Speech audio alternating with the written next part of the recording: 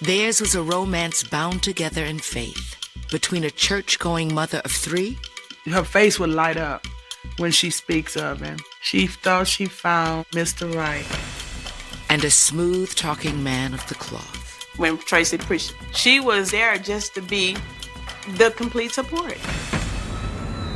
Until an act of unspeakable violence tore their love apart. He found his wife dead on the driveway. I felt like my world had come to an end. It was just so horrible.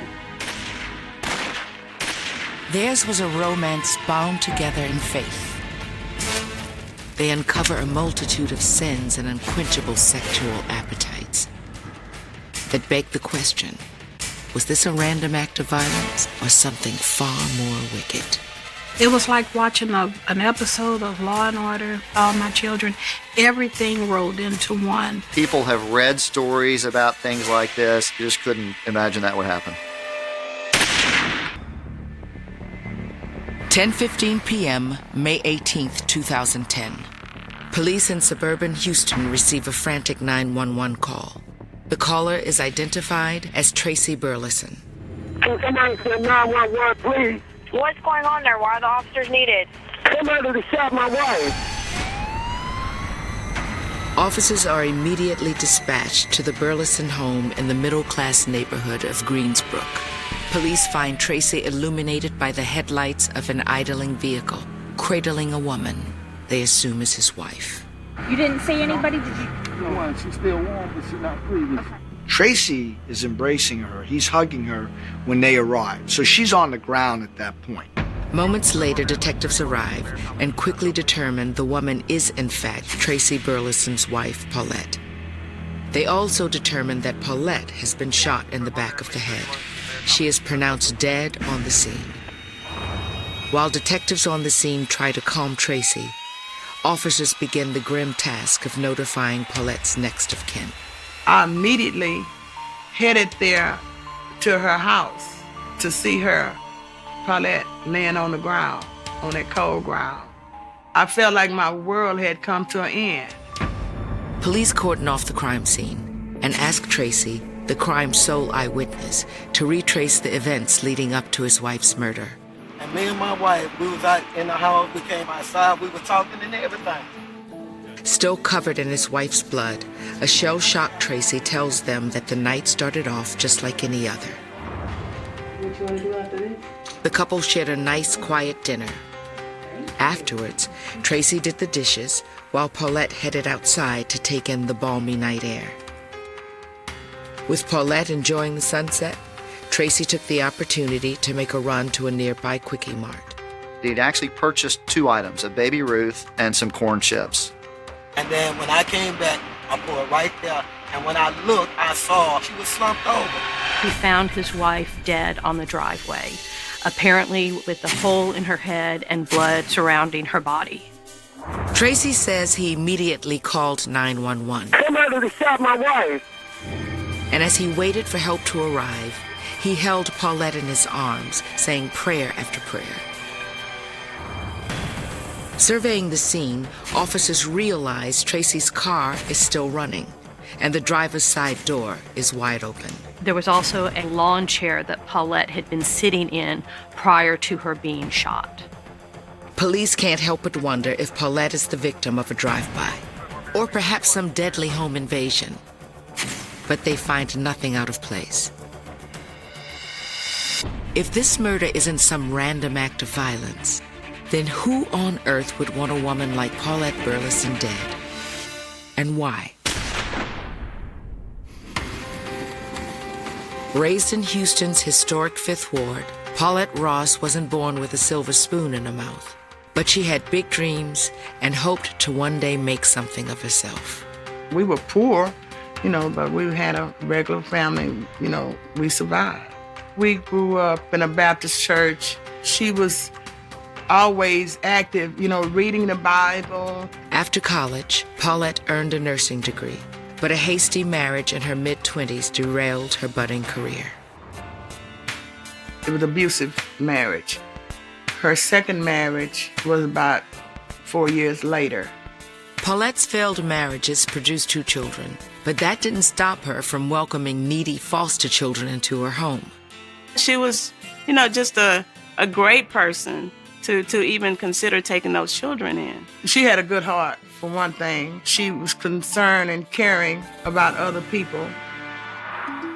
And rather than being on the lookout for Mr. Right, Paulette sought out ways to strengthen her relationship with God, which led her to visit the First New Mount Calvary Baptist Church. First New Mount Calvary Baptist Church was a pillar of the community. That church always helped the homeless. They helped the drug addicts with food from the food pantry and that sort of thing. But the church's good works weren't all Paulette was drawn to. A young drummer in the church choir named Tracy Burleson also caught her eye. I grew up in the church with Tracy at First New Mount Calvary Baptist Church. His stepfather is a deacon of the church. Tracy aspired to one day be a minister, and at 27 years old, Tracy was 12 years Paulette's junior. But when the pair struck up a conversation, their love connection was instant. Paulette was ecstatic about that. They fell in love with one another first sight. He would bring her flowers and candy. He was just a young gentleman. Paulette was drawn in by Tracy's confidence and charm, but she was won over by the aspiring minister's sincere devotion to God. Tracy Burleson seemed to be the knight in shining armor. And she was really happy and excited about being in love again. What began as a giddy courtship soon blossomed into a mature romance. And after almost a year in each other's arms, Tracy and Paulette decided to tie the knot. She's very happy. Very, very happy. Tracy became a stepfather to Paulette's 2 sons, John and Andre. Paulette, in turn, opened her arms to young William Fuller, Tracy's son from a previous relationship. William reminded me of Tracy quite a bit. He was really laid back, but really sweet. But William suffered from the life-threatening blood disease, sickle cell anemia. He was partially blind at one point. He had bone infections. He had pneumonia. He had an enlarged heart. You name it, he suffered with it. At the age of 12, William moved in with his father and Paulette and seemed to thrive under their roof. We thought they were a great bunch of people. Praise Him. Things begin to happen when you praise God. But the blissful home life wasn't all the Burlesons had to be thankful for. Tracy rose through the ranks to become an ordained minister. And in 2008, he took the reins as the spiritual leader of the church. He was called to minister. I just believed in what he was doing wholeheartedly. God blesses you above, exceedingly above what you can imagine.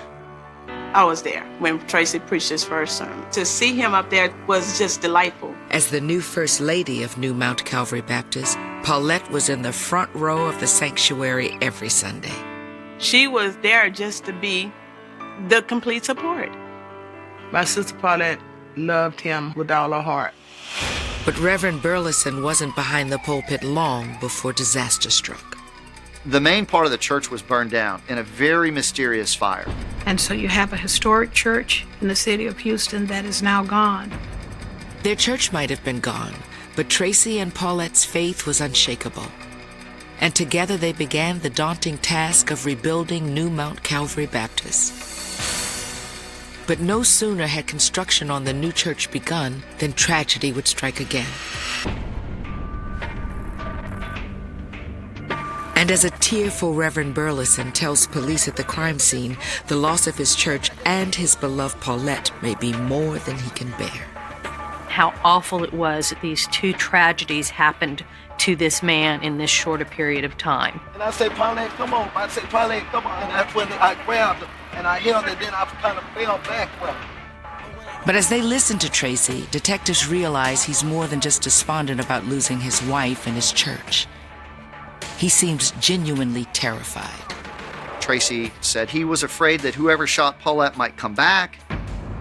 Is it possible that Reverend Burleson and his beloved wife are the targets of a church-related conspiracy? Before investigators can answer the question, they'll have to navigate a twisted path of lust and betrayal, the likes of which not even the most jaded homicide detective could fathom.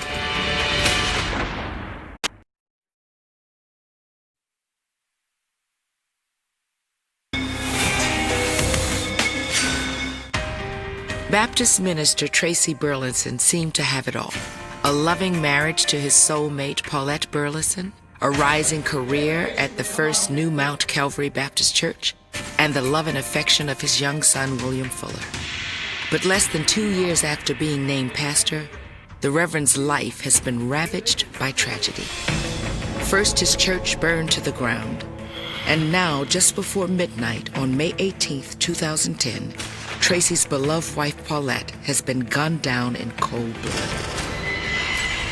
Soaked in Paulette's blood, Tracy recounts the discovery of his wife's body to responding officers. And that's when the sheriff car came on through here. Reverend Burleson seems terrified that whoever shot Paulette is coming back for him. Police ask him who he thinks the killer might be. His answer is shocking. We had a lot of people at the church that wanted to do things too. Tracy had this theory that perhaps the people who had been in charge of the church before Tracy arrived would want to hurt Tracy and Paulette somehow. According to the Reverend, prior to being named pastor at New Mount Calvary Baptist, there was a heated battle between Tracy and another pastor over who should lead the flock. Tracy Burleson's stepfather pulled strings and put him in that position to be the pastor of that church. And not everyone was pleased that he had landed the job. Tracy came and preached one Sunday, and the next thing the congregants knew, he was their new pastor. Detectives at the scene are having a hard time believing anyone at a church as welcoming as New Mount Calvary would resort to violence in order to remove a pastor from the pulpit. That's when a young man arrives at the Burleson residence. What's going on? Like Tracy, he seems rattled by Paulette's death. Officers at the scene were introduced to William Fuller as the stepson of Paulette, the son of Tracy Burleson. William tells them he's been living with a full-time caregiver in a house a few miles down the road. Police ask William if he knows anyone who might want to harm his stepmother or his father. William offers up a theory similar to his dad's. Yeah, but she's got a lot of enemies at the church. William told them that there were other people at the church that would want Paulette dead and that they should be looking that direction. The following morning, detectives pay a visit to New Mount Calvary Baptist Church. Any disagreements? Oh, yeah. Yeah. In doing so, they quickly discover that Reverend Burleson's pastorship was even more controversial than he originally let on. Many members did not want him to be the pastor of that church. In speaking with parishioners, police also learned that as efforts to oust her husband mounted, Paulette grew increasingly hostile toward those who opposed him. There were many arguments between her and several of the members in the church, and things would turn into shouting matches. Is it possible this political infighting prompted a disgruntled parishioner or aspiring pastor to target Reverend Burleson and his wife for murder? And what about the mysterious fire that burnt the church to the ground just 1 week earlier? Did that have something to do with the murder too? Not according to several of the church's most respected members. The oldest member of the church said that they set the church afire. And I said, who? She said, Tracy and Paulette. It was because of the insurance money. The idea that Reverend Burleson burned down his own church for insurance money adds yet another layer of mystery to the case. He's just a sneaky guy. When investigators press church members for a possible motive, they explain it all has to do with the fact that Reverend Burleson didn't practice what he preached, especially the part about not coveting thy neighbor's wife. Tracy Burleson was after one thing, and that was to sleep with as many women as he possibly could. Apparently, Reverend Burleson wasn't the devoted husband he claimed to be. Detectives know extramarital affairs are one of the primary motives for murder. But unless these accusations can be proven, they won't bring them any closer to solving the crime. But as investigators dig deeper, they uncover sordid secrets that cast Reverend Tracy Burleson in a shocking new light and put them hot on the heels of a seductive plot that brings the Burlesons' idyllic romance to a sudden and violent end.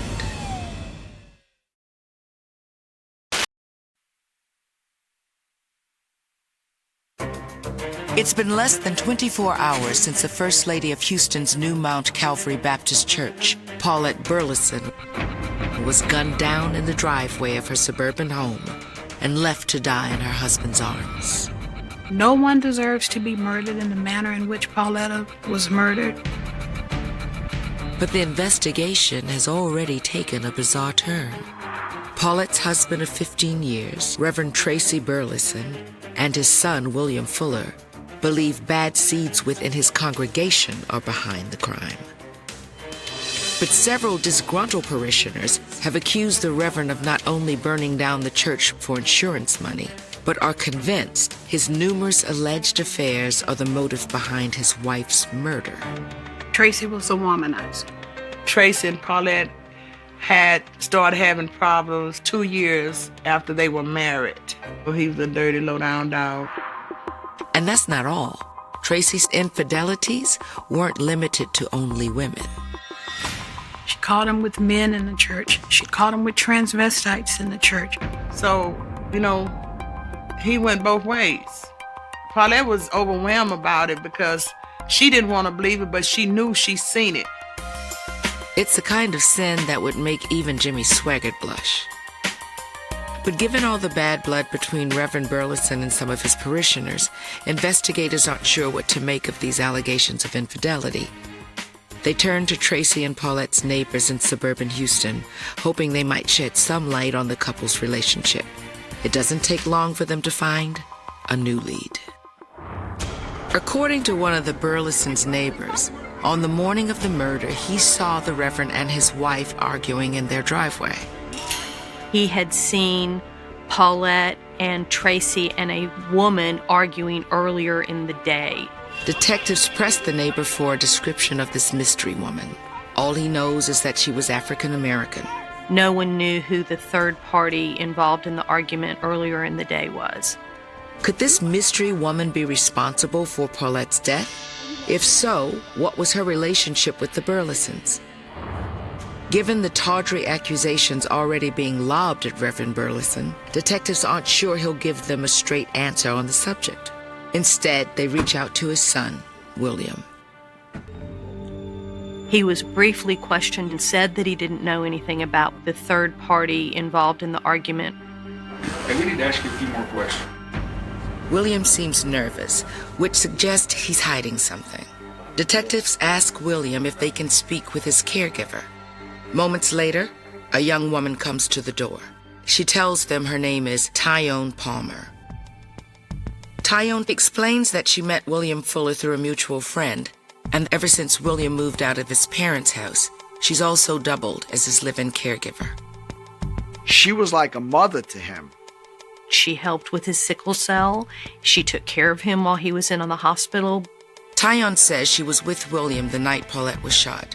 She also corroborates William's claim that she gave him a ride to the crime scene long after the murder was committed. She was very credible. Tyone Palmer's statement seems to rule out William Fuller as a possible suspect. Now detectives aren't sure whether they should be looking at Reverend Burleson, or at one of his parishioners, or that mystery woman neighbors saw arguing with the Burlesons the morning of the murder. It's at that very moment that detectives get the break they need, though by no means is it the one they've been expecting.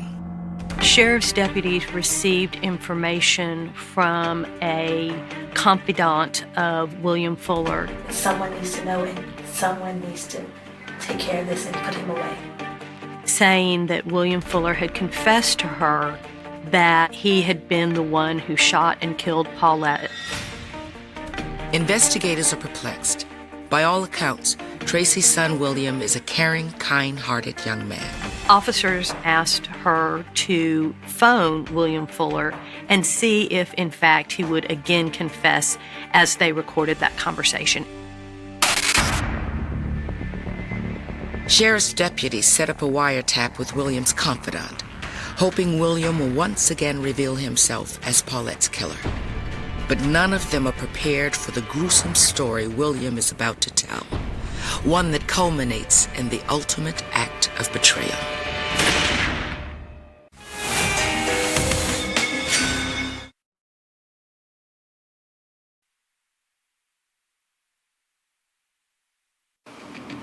It's been almost 3 weeks since police in suburban Houston discovered the dead body of Paulette Burleson, the loyal and loving wife of Reverend Tracy Burleson and First Lady of New Mount Calvary Baptist Church.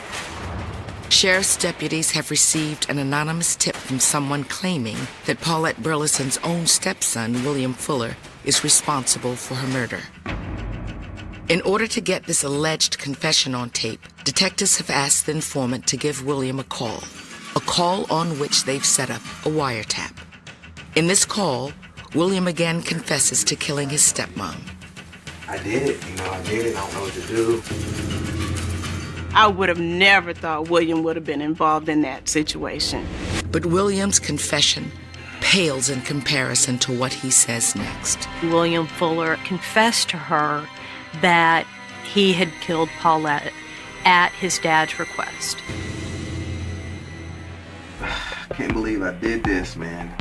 William tells the informant it all started in late 2009. William had recently moved in with his caretaker, Tyrone Palmer. That December, William took Tyrone to Family Day at his dad's church. He considered Tyrone family. He invited her to attend with him for Family Day. William simply introduced Tyrone to his dad. But according to William, soon after, Tracy asked him to deliver a message to Tyrone. The note is telling her that he's interested in her and he'd like to get to know her better. Her initial reaction was surprise because she was under the impression he was married and everything was going well. Tracy asked Tyrone if they could meet face to face so he could better explain his situation. A few days later, Tracy and Tyrone had their first rendezvous. He leads her to believe that he is going through a divorce, it's going to be final, and that he is basically available to have a relationship with her. According to William Fuller, his dad convinced Tyrone there was nothing sinful about his intentions and that the two of them should start dating. Tyrone Palmer was ripe for the picking in the sense that she was vulnerable. She's working long hours. She's caring for William. She's not receiving a lot of male attention. He stepped in and swept her off her feet. With police still listening in, William Fuller explains that just before Christmas, his dad decided to take his relationship with Tyrone to the next level and ask for Tyrone's hand in marriage. It was a big surprise. Tracy is still married to Paulette. Nevertheless, William claims Tyrone accepted his dad's proposal, still believing the Reverend had every intention of divorcing Paulette. But William also tells the informant his stepmom would fight such a divorce tooth and nail. Her religious beliefs, coupled with her own previous bad marriages, had convinced her that divorce was a sin. She was not going to divorce, so it was quite evident that she had to go away.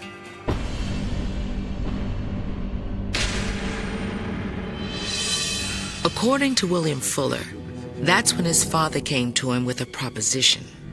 If William would murder his own stepmom, Tracy would be free to marry Tyrone and collect a $60,000 life insurance policy, from which William would receive a hefty cut. He didn't want to kill her, but Tracy kept badgering him, and I think he had just had enough. He snapped. Investigators have heard all they need to hear. As soon as the call is over, They head to the DA's office and file murder charges against William Fuller. The district attorney's office believed there was probable cause to charge him with the capital murder of Paulette Burleson. William Fuller was arrested and taken down to the police station and was interrogated. But detectives know they're going to need a more detailed confession in order to charge William's father or his live-in caregiver with murder. They press William to fill in the gaps. In a matter of minutes, he comes clean, spilling all the details about that fateful night. On the night of May 18, 2010, William receives a phone call from his father, who tells him tonight is the night. Tracy also explains that Tyone is going to serve as the accomplice providing transportation and, more importantly, the murder weapon. His dad had contacted him. He got the gun from Tyone Palmer's bedside drawer. According to William, Tyone then drives him to his parents' house. As William approaches, his father distracts Paulette by instigating an argument. Tracy Burleson and Paulette Burleson were arguing loudly, and that was his cover for his ability to sneak up behind Paulette and shoot her without being seen by her. He put the gun to her head and he shot. And Pauletta fell in the driveway and William ran.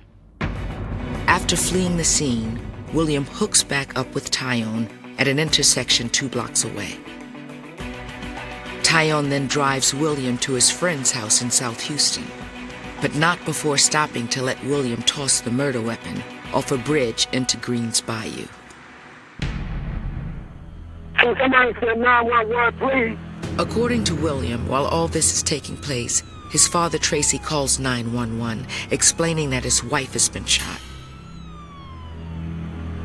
Tracy then stages his car to make it seem like he's just returned home and discovered Paulette's body. It's a chilling confession that seals William's fate. He's booked on capital murder charges. Detectives also take a quick trip to South Houston and the bridge where William Fuller claims he disposed of the murder weapon. What he wanted to do was toss it into a bayou, but it did not end up landing in the water. It landed on the side of a bayou, and the gun was recovered. Once the murder weapon is in their possession, detectives run a background check on it. They learn the gun is indeed owned by Tyone Palmer. Not only does this seem to corroborate William Fuller's confession, it gives the DA's office the ammunition they need to charge both Tracy Burleson and Tyone Palmer with murder. But William Fuller isn't quite finished confessing. He's about to reveal one final, tawdry secret, one that turns the stomach of everyone involved in the case. People have read stories about things like this. You just couldn't imagine that would happen. I was livid and I was sick, and you don't cross those lines.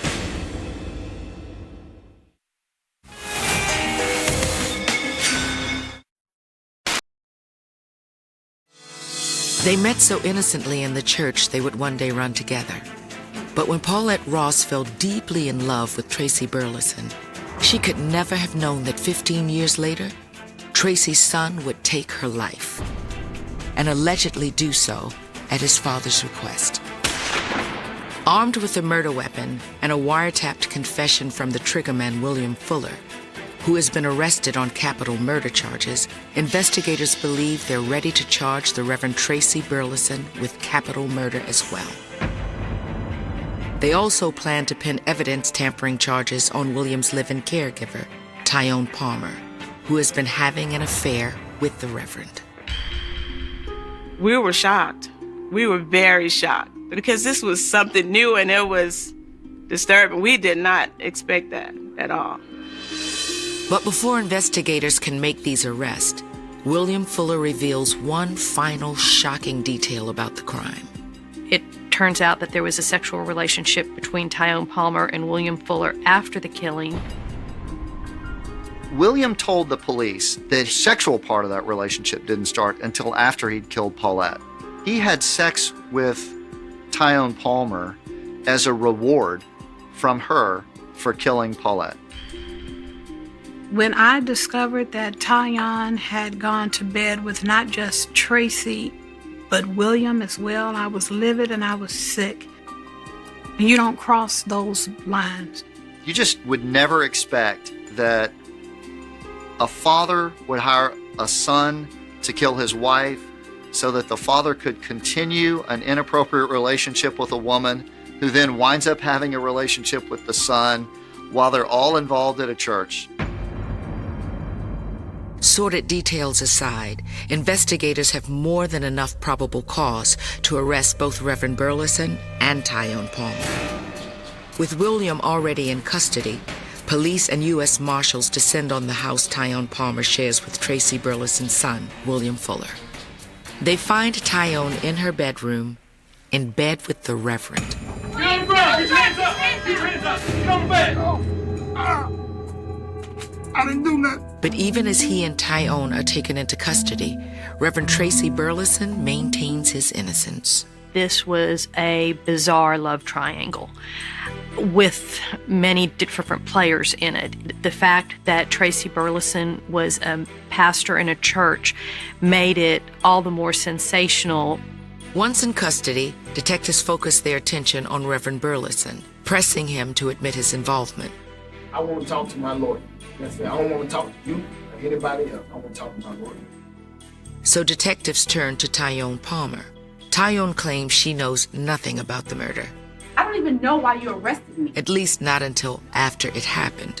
Tyrone Palmer told police that after the shooting, she picked up William. William admitted to her what happened. But I had nothing to do with it. Detectives aren't buying it.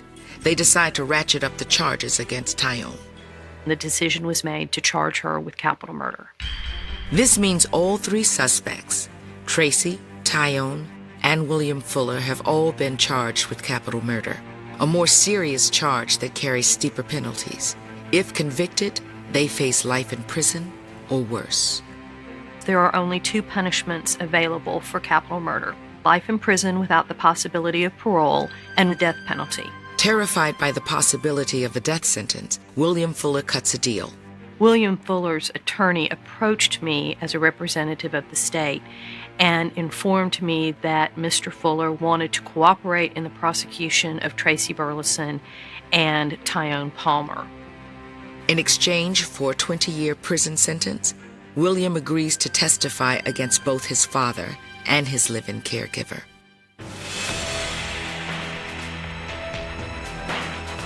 Prosecutors decide to try Tracy and Tyrone separately. On September 26, 2011, the state of Texas versus the Reverend Tracy Burleson gets underway. The courtroom is packed with Paulette's grieving family, as well as scores of parishioners from First New Mount Calvary Baptist, some of whom support Tracy, others want to see him fry. I've been prosecuting for 25 years, and I have never been involved or seen a case like this with the different players involved in it. It was, at best, bizarre.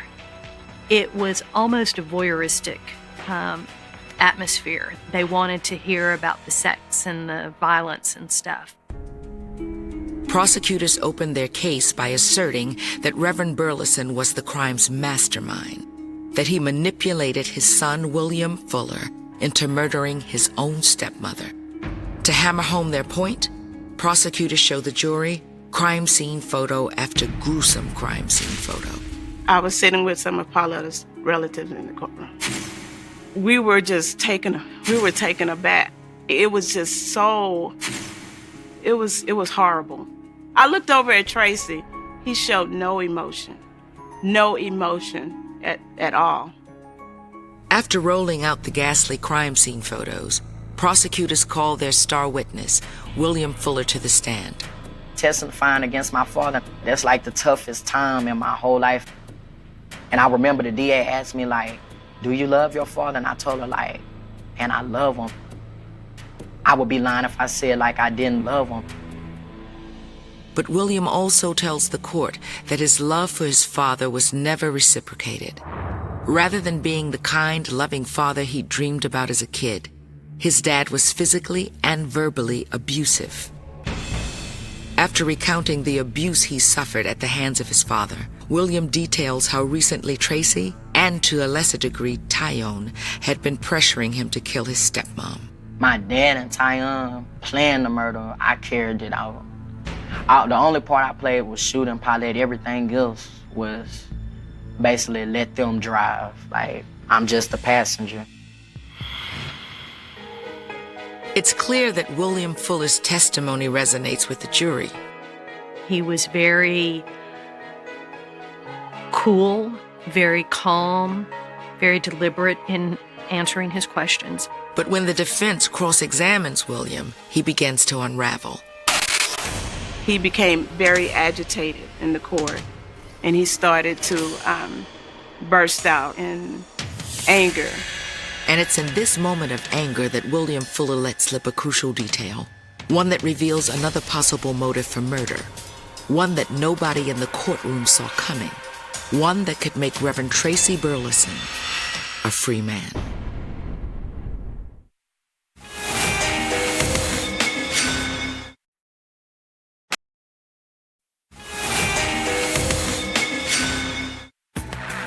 In the trial of Reverend Tracy Burleson for the murder of his wife, Paulette, Tracy's son, 20-year-old William Fuller, has given testimony that seems to have cemented the fact that his father was engaged in a torrid affair with William's caregiver, Tyone Palmer, and that they were the real masterminds behind Paulette's murder. That is, until defense attorneys launch into a withering cross-examination of William and elicit a stunning admission. William said on cross-examination how much he hated Paulette, that he was glad he killed her, and that given the chance, he would kill her again. William goes on to say that Paulette physically and mentally abused him frequently throughout his childhood. He also states that Paulette didn't play favorites. She mistreated her stepson, her foster children, and her biological kids in equal measure. He talked about their upbringing and how he and his siblings were turned out into the backyard in the rain and the cold weather and the heat, almost like feral children. I messed up. I let my emotions get to me, but I had been holding them in so long. But why wouldn't I want her dead? You know what I mean? She did not give a damn about us. We literally used to hate her, like sit up at night and cry and just wish that she would fall dead. Not surprisingly, Tracy's defense team seizes on William's shocking admission as evidence that Tracy had nothing to do with Paulette's death. Our defense was that William finally got fed up, couldn't take it from Paulette anymore, and finally just killed her. Prosecutors counter by pointing out the glaring holes in Reverend Burleson's alibi. Tracy said he discovered Paulette's body after returning from a nearby convenience store. But prosecutors reveal the store was closed at the time Tracy claimed to have been there. They also hammer away at the pastor's now infamous sexual appetite and his heated affair with Tyone Palmer, which would give him a legitimate motive to get rid of his wife. On September 29, 2011, both sides rest their case. Less than 5 hours later, the jury returns with a verdict. The judge reads the verdict, says, we, the jury, hereby find Tracy Burleson guilty of, and the judge says, capital murder. As soon as the verdict was read, the courtroom was filled with so much joy. There were many thank you, Jesus, in the courtroom. The jury knew that Tracy didn't actually pull the trigger, but they knew that he was 100% behind it. Tracy Burleson is sentenced to life in prison without parole. I didn't want Tracy Burleson to get the death penalty. I want him to live and suffer for what he have made us suffer with. With Tracy behind bars, prosecutors turn their attention to Tyone Palmer. Between William Fuller's confession and the fact that the murder weapon belonged to Tyone, the jury has no trouble convicting her of murder. Her goose was cooked. But in a shocking twist, Tyone isn't convicted of capital murder, but a lesser charge of first-degree murder, which means Tyone will serve a mere 7 years behind bars. Paulette's family is outraged. Tyone Palmer is a low-down dirty. She's the scum of the earth. I hope she rot in hell. For his cooperation with authorities, Tracy Burleson's son, William Fuller, receives a reduced sentence of 20 years in prison. Despite what they perceive as Tyone's slap on the wrist, those closest to the case are confident the true ringleader behind the sick and twisted crime got the punishment he deserved. I believe in this case justice was done. Tracy Burleson was the most culpable, and he is doing the most time, and so that's very appropriate, and that is just. Maybe so, but the verdict doesn't change the fact that amidst all the sordid details and jaw-dropping allegations, the tawdry tales of sex and lies and dirty church politics, the life of an innocent wife and mother was cut short by those closest to her. Tracy couldn't get rid of her to just walk away from her because she wouldn't allow that. So he felt like that this was the only way that I can actually get rid of her for good. The thing I miss most about my sister is her smile. I miss her a great deal.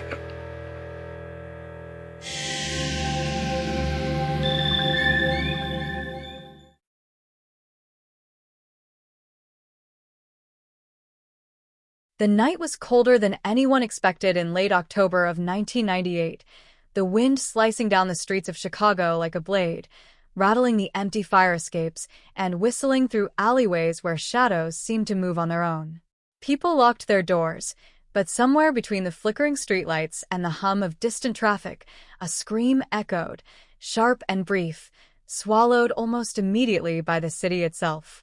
It was the kind of sound that made you question whether you had really heard it or imagined it, a phantom note in the symphony of an unforgiving city. That scream came from a young woman named Emily Saunders, 23, petite, bright-eyed, someone who walked through life with laughter in her voice and a notebook in her hand, always scribbling, always observing, always curious. She vanished on her way home from the late shift at a downtown diner, the last call at her favorite coffee shop still warm in her memory. No one saw her leave, no one heard her steps fade into the night, yet her absence left a gaping hole in the fabric of the neighborhood, a silence louder than any siren. Police were called, neighbors whispered, flyers went up, and for weeks, for months, for years, Emily was just a name, a missing face, a cold case in a city that had seen too many. The apartment she shared with her roommate remained untouched, as if waiting for her return, her bedroom a shrine to the life that had been interrupted. Her favorite jacket still hung by the door, her sneakers neatly lined under the bed, and her journal, pages half filled with poetry and observations, lay on the desk, waiting for someone to read the words of a life paused, a voice frozen in ink. The first detective on the scene, Sergeant Tom McAllister, remembers the chill in the air, the feeling that the city itself was holding its breath. He remembers the cluttered kitchen, the coffee cup left on the counter, the scent of cinnamon rolls cooling on the windowsill, mundane domesticity frozen in a moment of horror. Nothing was stolen, nothing was disturbed, except her. That's what made it sinister. Whoever took Emily knew the rhythms of her life, knew when she would be alone, knew the gaps in the city's eyes and ears. It wasn't a robbery. It wasn't a crime of passion. It was something else, something deliberate, cold, precise. Witnesses were scarce. A janitor who worked the night shift claimed he saw a figure in a dark hoodie lingering near the alley behind the diner, but in a city where shadows stretch long and people hurry past their own reflections, descriptions are fragile, unreliable. The alleys themselves seemed to swallow stories, brick walls keeping secrets, graffiti scrawled over like coded messages only the city could read. McAllister and his team scoured the streets, the alleys, the bus stops, questioning anyone who might have noticed something, anything unusual. But the trail was thin, disappearing like smoke into the October wind. The media picked up the case, the city buzzed with theories, and every so often, a call came in, a tip that promised revelation but delivered only frustration. Emily became a ghost story whispered on stoops and in diners, a cautionary tale for young women walking alone at night. Her face appeared on posters, on television screens, in newsprint, always the same photo, eyes wide, smile tentative but genuine, hair pulled back loosely, a girl caught between the ordinary and the extraordinary. And while the world speculated, the detectives worked quietly, meticulously, tracking cell phone records that barely existed in 1998, following the faintest of leads, the odd receipt, the fleeting witness memory that shimmered and vanished. The cold case file grew thick with papers, notes, photographs, letters from well-meaning strangers, and the occasional cryptic message claiming knowledge of Emily's whereabouts. Each note, each clue, seemed to mock the investigators, dangling truth like a carrot and snatching it away. Months turned into years. Chicago moved on. New cases, new horrors, new headlines overshadowed the memory of Emily Saunders. Yet for the detectives, the case was alive, dormant but never dead. Sergeant McAllister retired with the image of her face burned into his mind, the scream that might never have existed echoing in his dreams, a puzzle left incomplete. The streets where she vanished were paved over with new developments, glass towers rising where old brick buildings once stood, but the alleys, the shadowed corridors of the city, remained unchanged, holding the echoes of a night that refused to leave. In 2005, a man named Raymond Foster, a petty criminal with a long rap sheet but nothing connecting him to the disappearance, came forward with information. His statements were inconsistent, his demeanor erratic, his story fragmented. Some of his details matched what the detectives had gathered. Some were impossible, contradictory, as if he were shaping reality around a memory that didn't belong entirely to him. The team considered the lead, but without physical evidence, without something tangible, it was another dead end. DNA testing in 1998 was limited, rudimentary, and samples collected at the time were degraded or contaminated, leaving investigators grasping at threads. The evidence room, lined with boxes, photos, folders, became a mausoleum of unanswered questions. Items collected from the scene, an earring, a crumpled napkin, a cigarette butt, sat in plastic bags, their secrets locked in chemical composition and waiting for a technology that hadn't yet arrived. The cold case sat, untouched but alive, a reminder that time can be both enemy and ally. Friends and family aged, memories faded, rumors blossomed and withered, yet every October, every time a woman vanished in the city, someone thought of Emily. Her mother, now older, walks the streets gingerly, hoping against hope, dreaming against despair, never knowing whether to expect a knock on the door, a phone call, or nothing at all. And then, in 2010, a new forensic technique arrives. Advanced DNA phenotyping, the ability to glean more from less, to turn degraded evidence into a fingerprint of truth. The old cigarette butt, collected with care, is re-examined. Labs hum, computers calculate, microscopes analyze, and slowly, imperceptibly, the invisible begins to speak. A partial match, a familial connection, a thread that leads to someone who had always been under suspicion but never fully investigated. Detective Sarah Nguyen, new to the case, recognizes the significance. Years of cold files, endless frustration, every unanswered question, every sleepless night coalesces into the realization that the past is finally speaking. She traces the lead through court records, prison intake forms, employment history, interviews with associates who remember a man who vanished from sight for long stretches, but always returned with a story, a lie, an excuse. He is now older, careful, perhaps aware that shadows do not always hide what they once did. Yet despite the passage of 12 years, despite the city moving on, he cannot escape the DNA trail, cannot hide from the meticulous work of detectives who refuse to be fooled, who refuse to let time erase truth. And in the quiet of a lab, on a Tuesday morning, the evidence points unmistakably to Raymond Foster. The shock is immediate. Foster is arrested, transported, questioned, but he is calm, unnervingly so, as if the years have taught him patience. Confession does not come easily. He toys with authorities, denies, deflects, but cracks appear in interviews, small inconsistencies, moments when body language betrays the rehearsed stories. Finally, under pressure and confronted with irrefutable evidence, he begins to speak, his voice low, measured, admitting to being in the alley that night, admitting to taking Emily, but the reasons remain cryptic, twisted, a mind shaped by darkness and secrecy. Families are notified, the city reacts, media cameras swarm, the story erupts into headlines. Chicago 1998 cold case solved, killer caught after 25 years. Relief mingles with horror, shock mixes with disbelief. The streets where Emily walked now tremble with memory, a reminder that even in the sprawling, indifferent city, justice, slow and imperfect, can arrive. Yet, as Foster is led away, the questions linger. Why her? Why that night? The scream, the footsteps, the vanished laughter, all remain etched in the minds of those who remember.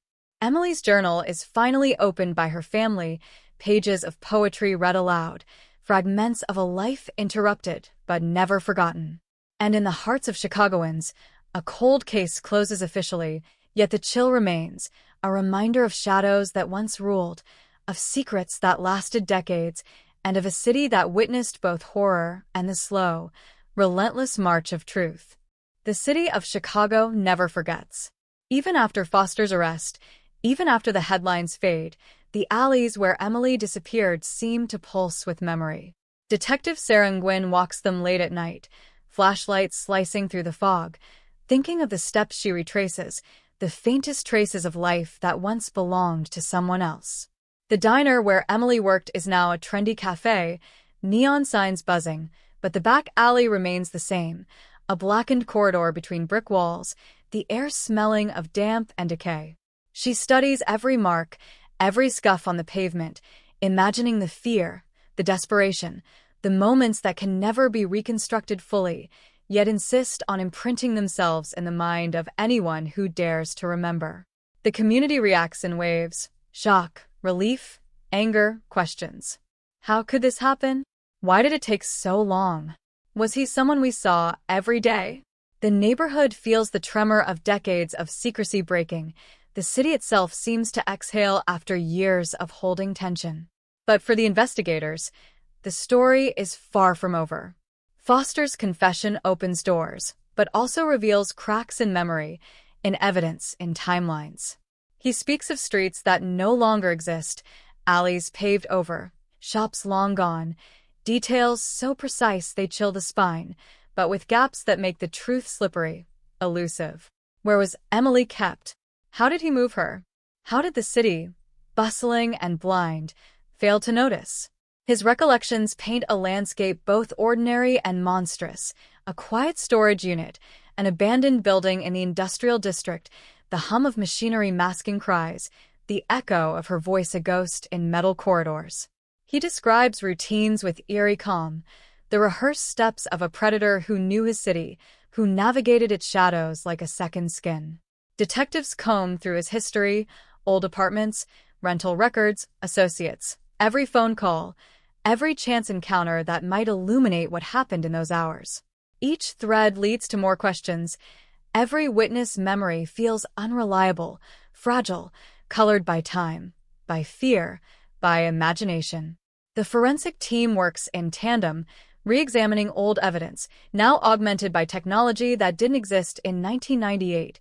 Enhanced DNA sequencing, trace fiber analysis, digital reconstruction of the crime scene from photographs. Every scrap of evidence is magnified, scrutinized, cross-referenced with Foster's statements. They build timelines hour by hour, reconstructing Emily's last movements, extrapolating where he could have taken her, what he could have done, how the city swallowed her presence. As they map the events, patterns emerge. Foster's movements align with shifts in surveillance cameras, the rare few that existed at the time, traffic logs, street cleaning schedules. Even minor coincidences, streetlights that flickered, police beats that passed without incident, become part of the puzzle. The near misses, the haunting, what ifs that torment investigators. Meanwhile, Emily's family navigates a labyrinth of emotion, relief that someone is held accountable, horror at the revelations, grief at the years lost, the silence endured. Her mother clutches the journal, reading passages that once felt like mere words, now evidence of a life cut short, a voice reaching through decades of darkness. The entries describe small joys, fleeting fears, hopes for the future, dreams of travel, love, a career in writing.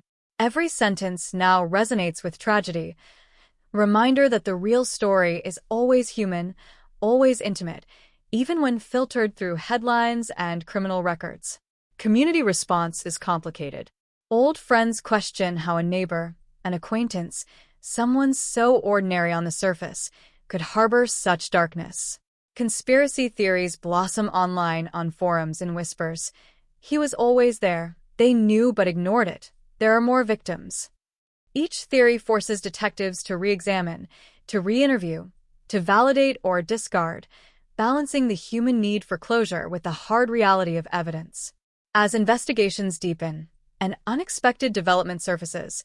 A second man, connected loosely to Foster, emerges in old records, phone calls, credit card transactions, shared acquaintances, someone who may have known of Emily, who may have facilitated or witnessed events. His identity is obscure, fragmented, a ghost among ghosts. Police quietly monitor him, interview neighbors, track his movements, searching for inconsistencies, for cracks in the story, yet he remains evasive, careful, as if sensing the gaze of justice, yet confident in invisibility. Meanwhile, new witness accounts resurface after more than a decade. A delivery driver who remembers seeing a young woman talking to a man near an abandoned warehouse, a tenant who recalls an unfamiliar car parked near her building, a cashier who remembers a purchase that seemed odd at the time. These recollections, small and fragmented, converge into a pattern, a map of a night-long past, illuminated by the persistence of memory and the tenacity of investigators who refuse to let the city forget. Every night, the detectives review footage, maps, notes, comparing with Foster's confessions, cross-referencing inconsistencies, constructing scenarios. They simulate timelines, reconstruct paths through the city, sometimes finding that a single detail, an intersection overlooked, a discarded receipt, a passing truck, changes everything. These minor anomalies become monumental. Each realization brings shock. The extent of foresight, the meticulous planning, the courage and naivety of Emily as she walked through a city that seemed familiar but was unforgiving. The city itself becomes a character. Its streets, buildings, shadows, and noises, all part of the narrative, all witnesses to the crime.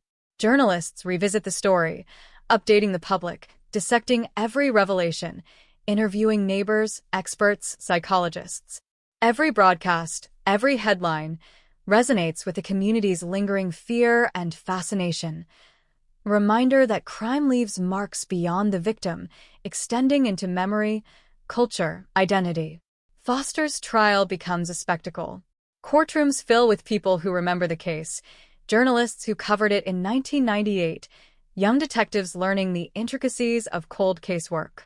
His demeanor is composed, calculating, unsettling in its calm. Testimonies reveal layers of deception, manipulation, premeditation. Expert witnesses describe behavioral patterns, forensic breakthroughs, the long shadow of crime across decades. The jury grapples with time, with absence, with evidence that bridges a quarter-century gap. Each day of trial is a pendulum swinging between horror and fascination, the past colliding with present, a city watching as its own history unfolds under fluorescent courtroom lights. Outside, memorials form spontaneously, candles, flowers, messages for Emily. The city mourns, celebrates the slow triumph of justice, and struggles to reconcile the closure with the void left behind.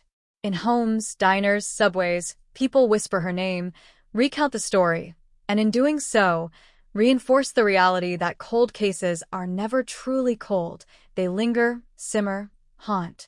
For Detective Nguyen, the case continues even after conviction. She revisits old files, follows the faintest threads, considers the unknowns, the unexplained.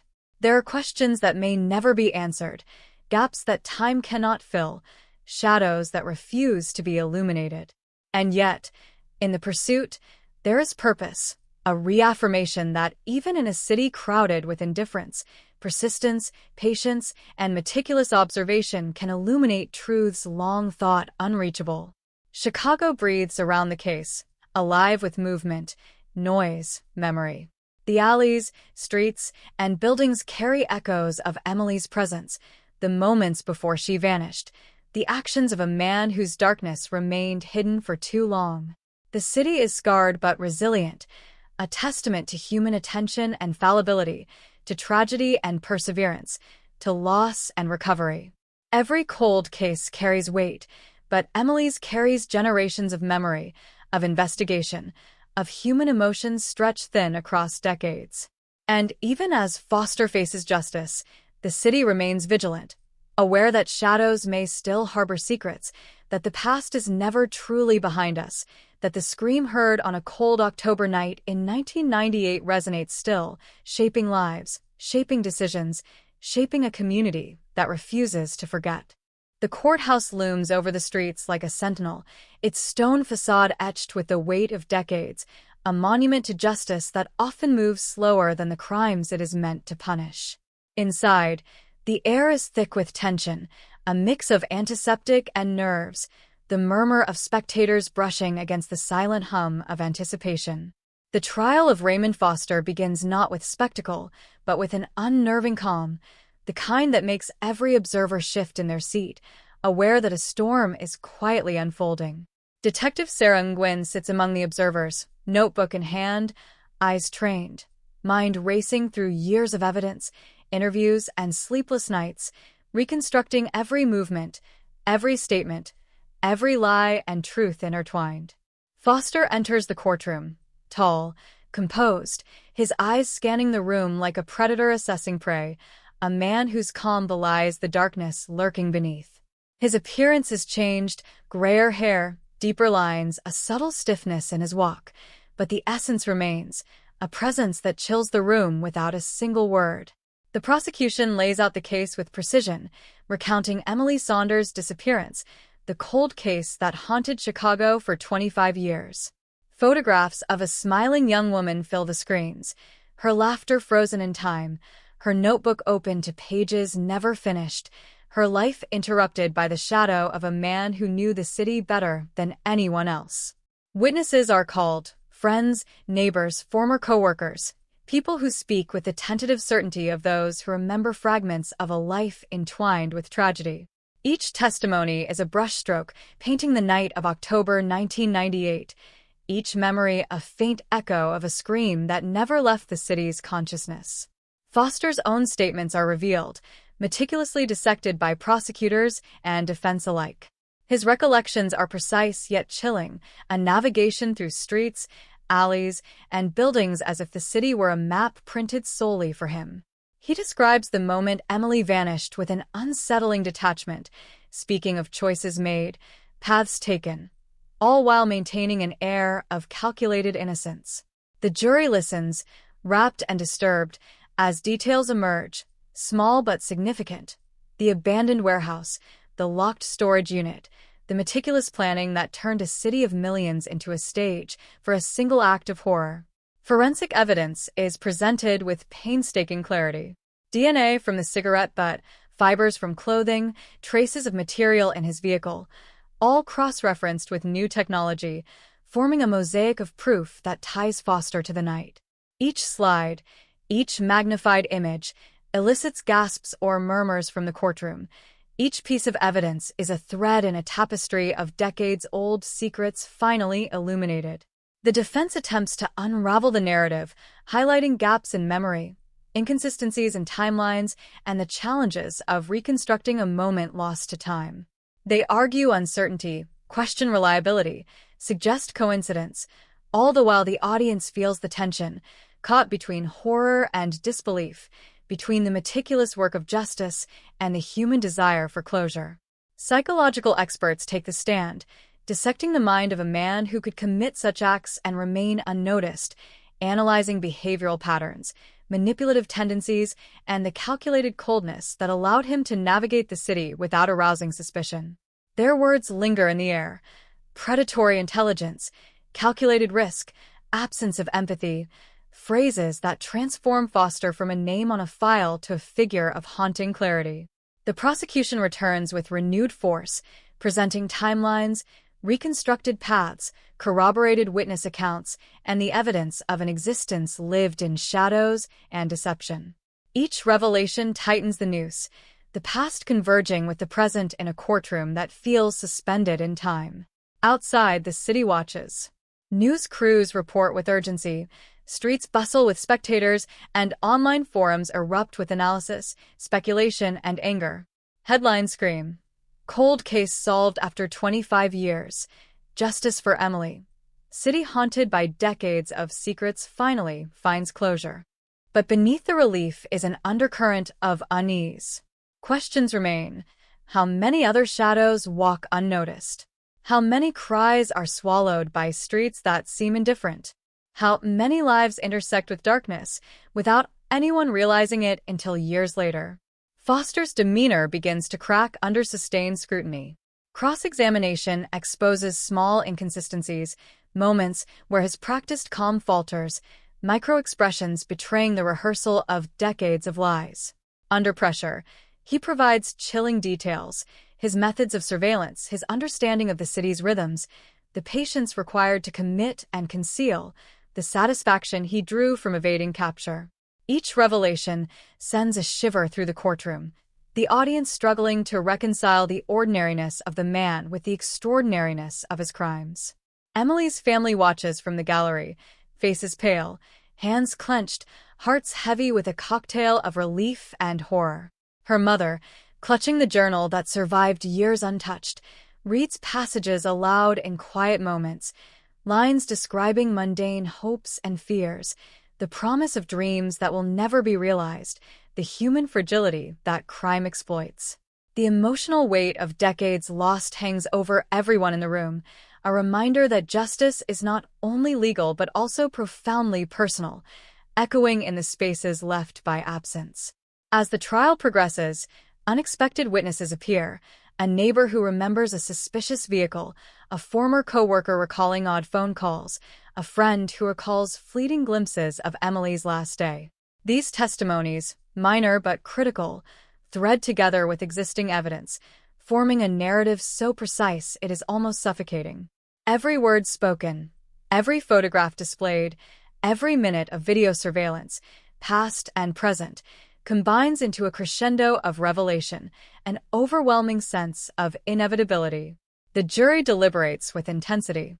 In private chambers, they wrestle with decades of silence, with gaps in memory, with the interplay of law, evidence, and human emotion.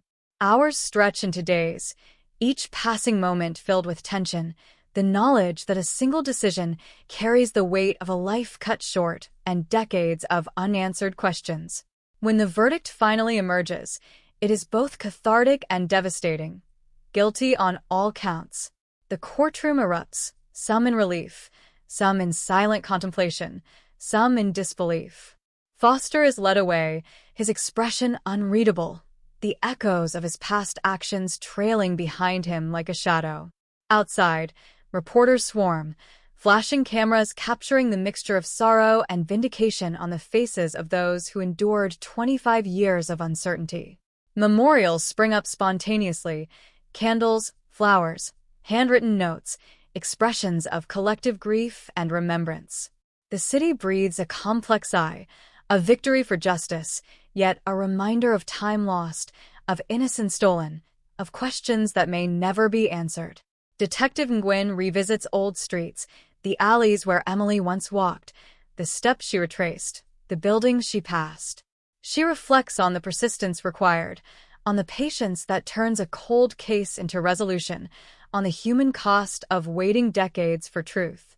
In quiet moments, she opens Emily's journal again, reading lines that seem to speak across time: hopes, fears, laughter, and the ordinary beauty of a life interrupted.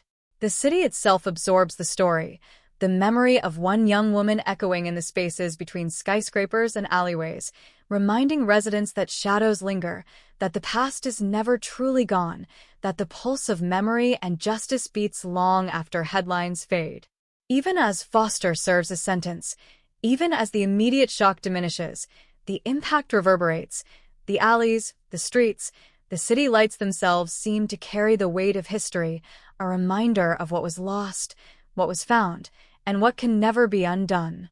And in that resonance, the cold case lives on, not in mystery, not in speculation, but in the tangible, emotional imprint left on a community, on a family, on a city that refused to forget, a city that finally, after 25 years, confronts the shadows that walked among them and begins the slow process of healing while carrying the memory of a life stolen too soon. The autumn wind carries more than chill through the streets of Chicago. It carries memory, the residue of actions that stretched decades and haunted minds. Detective Nguyen revisits the industrial district, where Foster once claimed he kept Emily temporarily, long-abandoned buildings now leaning against themselves, windows shattered, floors littered with debris, rusted machinery casting grotesque shadows. She imagines the steps Emily took, the fear in her eyes, the cold metal under her fingertips, the faint echo of a door closing somewhere far beyond her line of sight. Every creak in the floor, every whisper of wind through broken glass becomes a signal, a possible clue, a fragment of the past that refuses to remain silent. The storage sheds, previously overlooked in city records, are mapped, photographed, scanned, every inch cataloged. Nguyen runs her fingers over peeling paint and corroded locks, thinking how a life, vibrant and fleeting, intersected with these spaces and disappeared. Forensic teams re-examine dust, dirt, and residue. Particles speak in chemical tongues. Fibers, almost invisible, link clothing to walls, to floors, to objects long forgotten.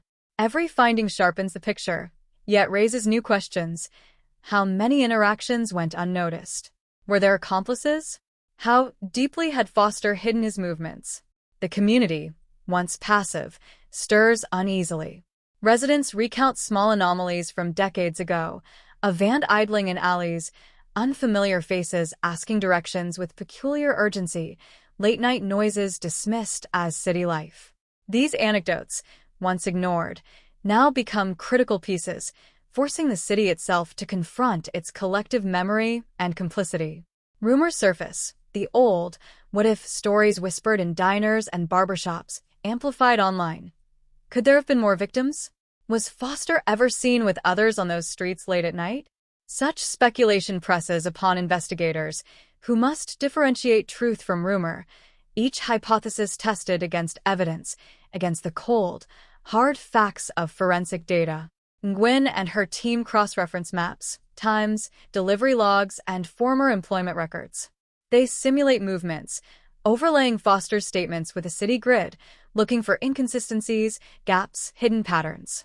One anomaly becomes glaring, a series of late-night trips to industrial warehouses unaccounted for in prior investigations, noted only in sparse employment logs. Tracking these locations reveals hidden compartments, spaces forgotten by time, where residual fibers and traces suggest temporary storage of objects, perhaps even items belonging to Emily. The discovery reignites the team's focus, prompting careful excavation under the supervision of forensic specialists. Every item recovered, every trace collected, is analyzed in painstaking detail: dust particles, soil samples, fibers, chemical residues. Laboratories hum with activity, microscopes slicing light to reveal truths invisible for decades. The revelations are subtle, almost clinical, yet devastating in implication. Careful placement of items, systematic avoidance of surveillance, utilization of city rhythms to conceal movement. Foster's strategy emerges like a ghost, intricate and methodical, a choreography of darkness executed across streets, alleys, and buildings. The psychological impact on the community grows. Residents walk streets with heightened awareness. Parents accompany children with nervous vigilance. Conversations in coffee shops and waiting rooms circle around what was missed and How could this happen unnoticed? Anxiety mingles with relief, creating a cocktail of vigilance and lingering fear. The city itself seems to hold its breath as layers of the past are peeled back, revealing the meticulous planning and audacity required to evade detection for decades. Gwyn interviews former acquaintances of Foster, piecing together habits and quirks, a fascination with empty streets at night, a habit of noting routines, a meticulous avoidance of casual observation.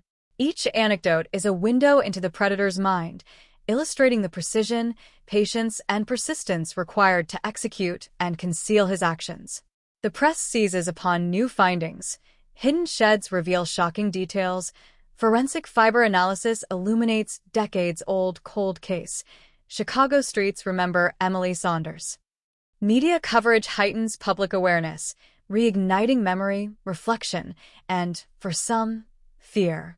The community becomes an active participant in the reconstruction of events, offering fragments of memory, photographs, discarded notes, and testimony once overlooked. These contributions, minor individually, accumulate into a lattice of verification, supporting evidence and potential leads. Detective Gwyn balances these inputs with clinical precision, distinguishing fact from embellishment, separating genuine memory from retrospective imagination, all while maintaining the emotional weight of the investigation. Foster remains a silent observer in prison, informed intermittently of breakthroughs. His calm exterior occasionally falters under the weight of revelation, subtle gestures betraying recognition that the meticulous orchestration of decades is now subjected to relentless scrutiny. Each discovery erodes the narrative he carefully constructed, forcing the criminal history to unfold under the uncompromising lens of modern forensic science. Community meetings, now a regular occurrence, serve dual purposes: briefing residents on findings and gathering residual memory from those who might recall seemingly trivial details. A retired mail carrier remembers a pattern of unusual deliveries. An old mechanic recalls Foster's vehicle parked in improbable locations. Each recollection is a thread woven into the broader tapestry of understanding, slowly revealing the city as both accomplice and witness. Emotional resonance is palpable. Emily's family revisits her old routines, her favorite coffee shop, her paths home from work. Memories intermingle with present realities, reflections shadowed by forensic findings. They confront a paradox, the relief of closure intertwined with the persistent ache of years lost, of ordinary life stolen, of innocence violated. The cold case, once dormant, hums with vitality. Investigators trace timelines with renewed precision, overlaying past data with contemporary analytical tools. Nighttime street simulations reveal previously invisible intersections where Emily's trajectory could have crossed unnoticed hazards. Minute deviations, once inconsequential, now illuminate the predator's foresight and city-wide manipulation. As new evidence accumulates, hypotheses converge. Foster's movements were deliberate, optimized to avoid detection, exploiting both environmental familiarity and societal inattention. Even the cityscape, altered over decades, retains the imprint of those actions, allowing forensic reconstruction to reconcile past and present. Psychological analysis of Foster deepens understanding of predatory behavior, revealing the chilling interplay of intelligence, patience, and disregard for consequence. Every interview, every report, every minute observation reconstructs not only the crime, but the methodology, the calculated audacity that allowed a life to vanish unnoticed. The public digests each revelation with fascination and horror, awareness tempered by disbelief. The story of Emily Saunders becomes emblematic, a reminder of vulnerability, of the fine line between everyday routine and the intrusion of malevolent intent.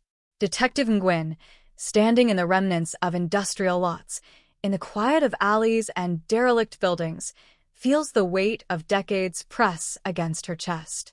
She imagines Emily's steps, the decisions made in terror and confusion, the human courage that intersects with tragedy.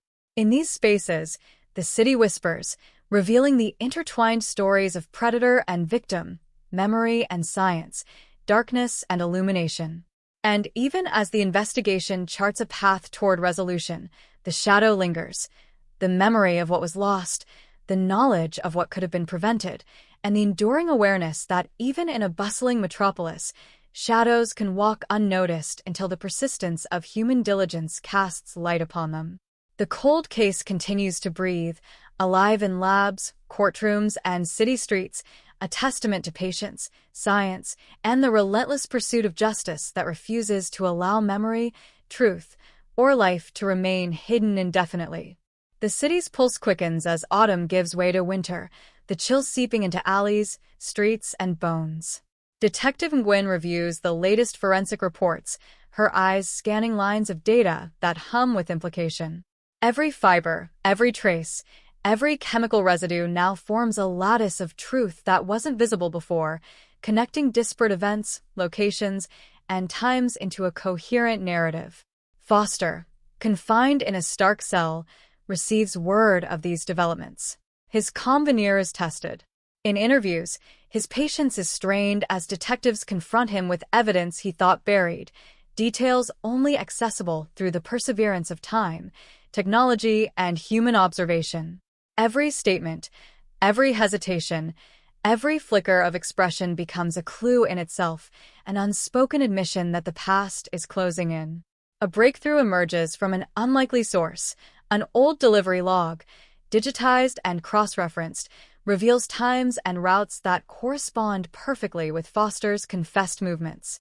Yet within this pattern lies a small anomaly, a delivery not accounted for, a gap that suggests something or someone else interacted with the scene.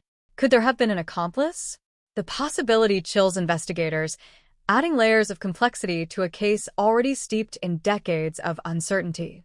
They re-interview past witnesses, approaching every anecdote with renewed scrutiny.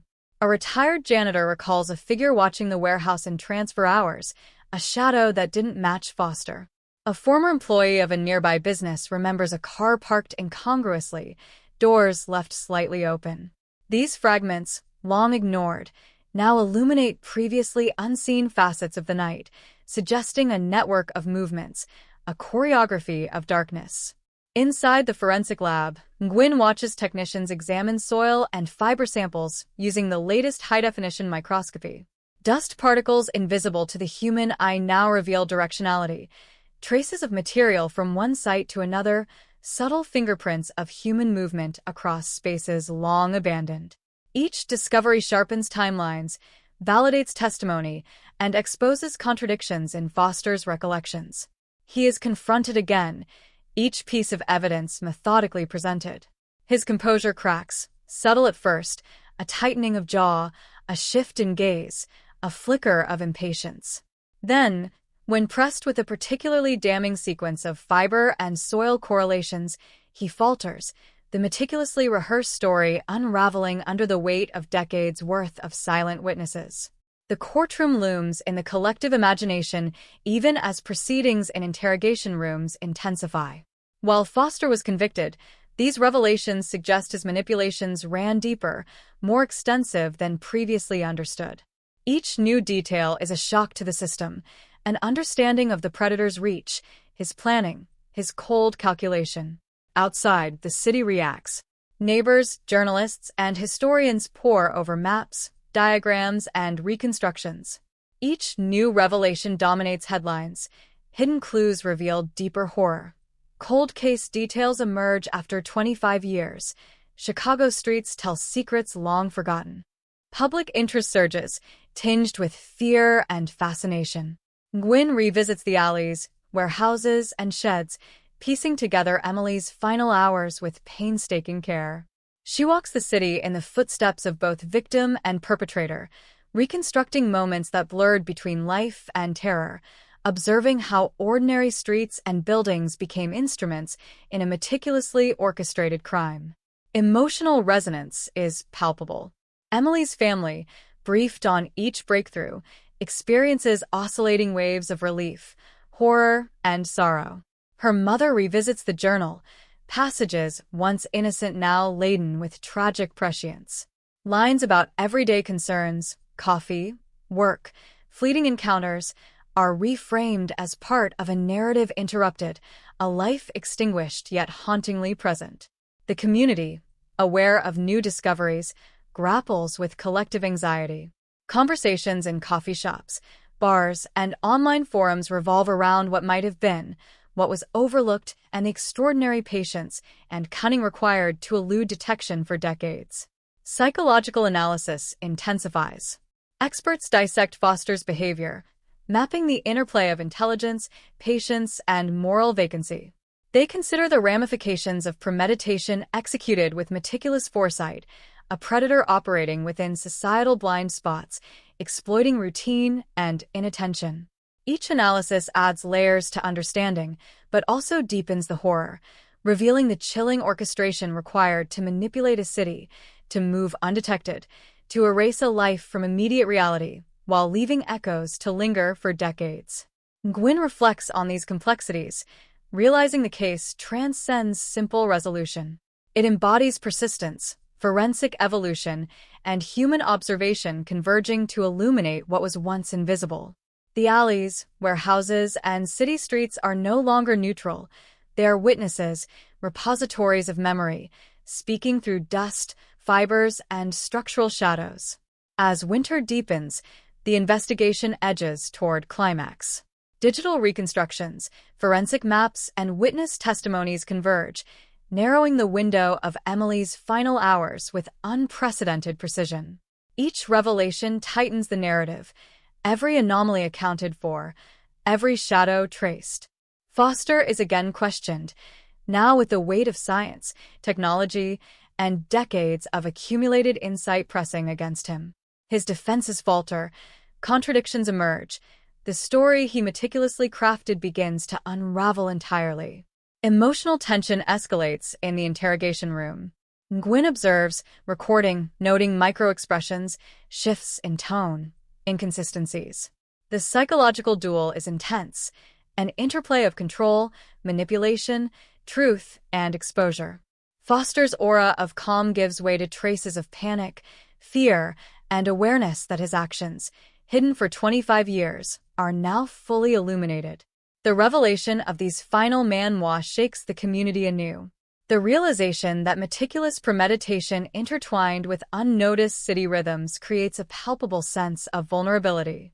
The streets themselves, silent witnesses for decades, resonate with unease. The ordinary infrastructure of urban life transformed into a theater for crime, each unnoticed step now scrutinized in retrospect. And yet, amidst the tension, there is closure. Evidence reconstructed, timelines clarified, psychological profiles understood. The city, investigators, and family begin to reconcile with the reality that the darkest corners have finally been illuminated. The cold case, once dormant, hums with resolved intensity. Emily's presence is honored through careful reconstruction, recognition of her humanity, and persistent commitment to truth. The narrative of disappearance, pursuit, and revelation now unfolds in full, a testament to the endurance of patience, observation, and human determination against the long shadows of crime. Detective Gwyn, standing in the dim glow of a winter morning, considers the journey. Decades of uncertainty, the labyrinth of clues, the painstaking reconstruction of a life intersected by malevolence. She walks streets now quiet, imagining Emily's steps, the city's role as witness, and the relentless human pursuit that finally illuminated the truth. Foster, isolated in confinement, faces not only justice, but the exposure of every meticulously concealed action. The psychological unraveling, the forensic confirmation, the convergence of time and technology, all ensure that the darkness cannot persist. The city exhales. The cold case, once frozen in ambiguity, now resonates with clarity, consequence, and a profound sense of enduring memory. And yet, the echo remains, the scream, the vanished laughter, the ordinary life intersected with extraordinary malice, lingering in the streets, in memory, in the quiet understanding that even as justice prevails, the city will forever carry the shadow of what occurred on that night in October 1998. The city slowly wakes to a new reality. Headlines scream of conviction, yet beneath the surface, the shockwaves ripple endlessly. Coffee shops, bus stops, and corner stores buzz with hushed conversations. Neighbors recount what they remember from 25 years ago, piecing fragments together as if constructing a mosaic of collective memory. Parents warn children about dark streets and strangers, their voices trembling between caution and lingering fear.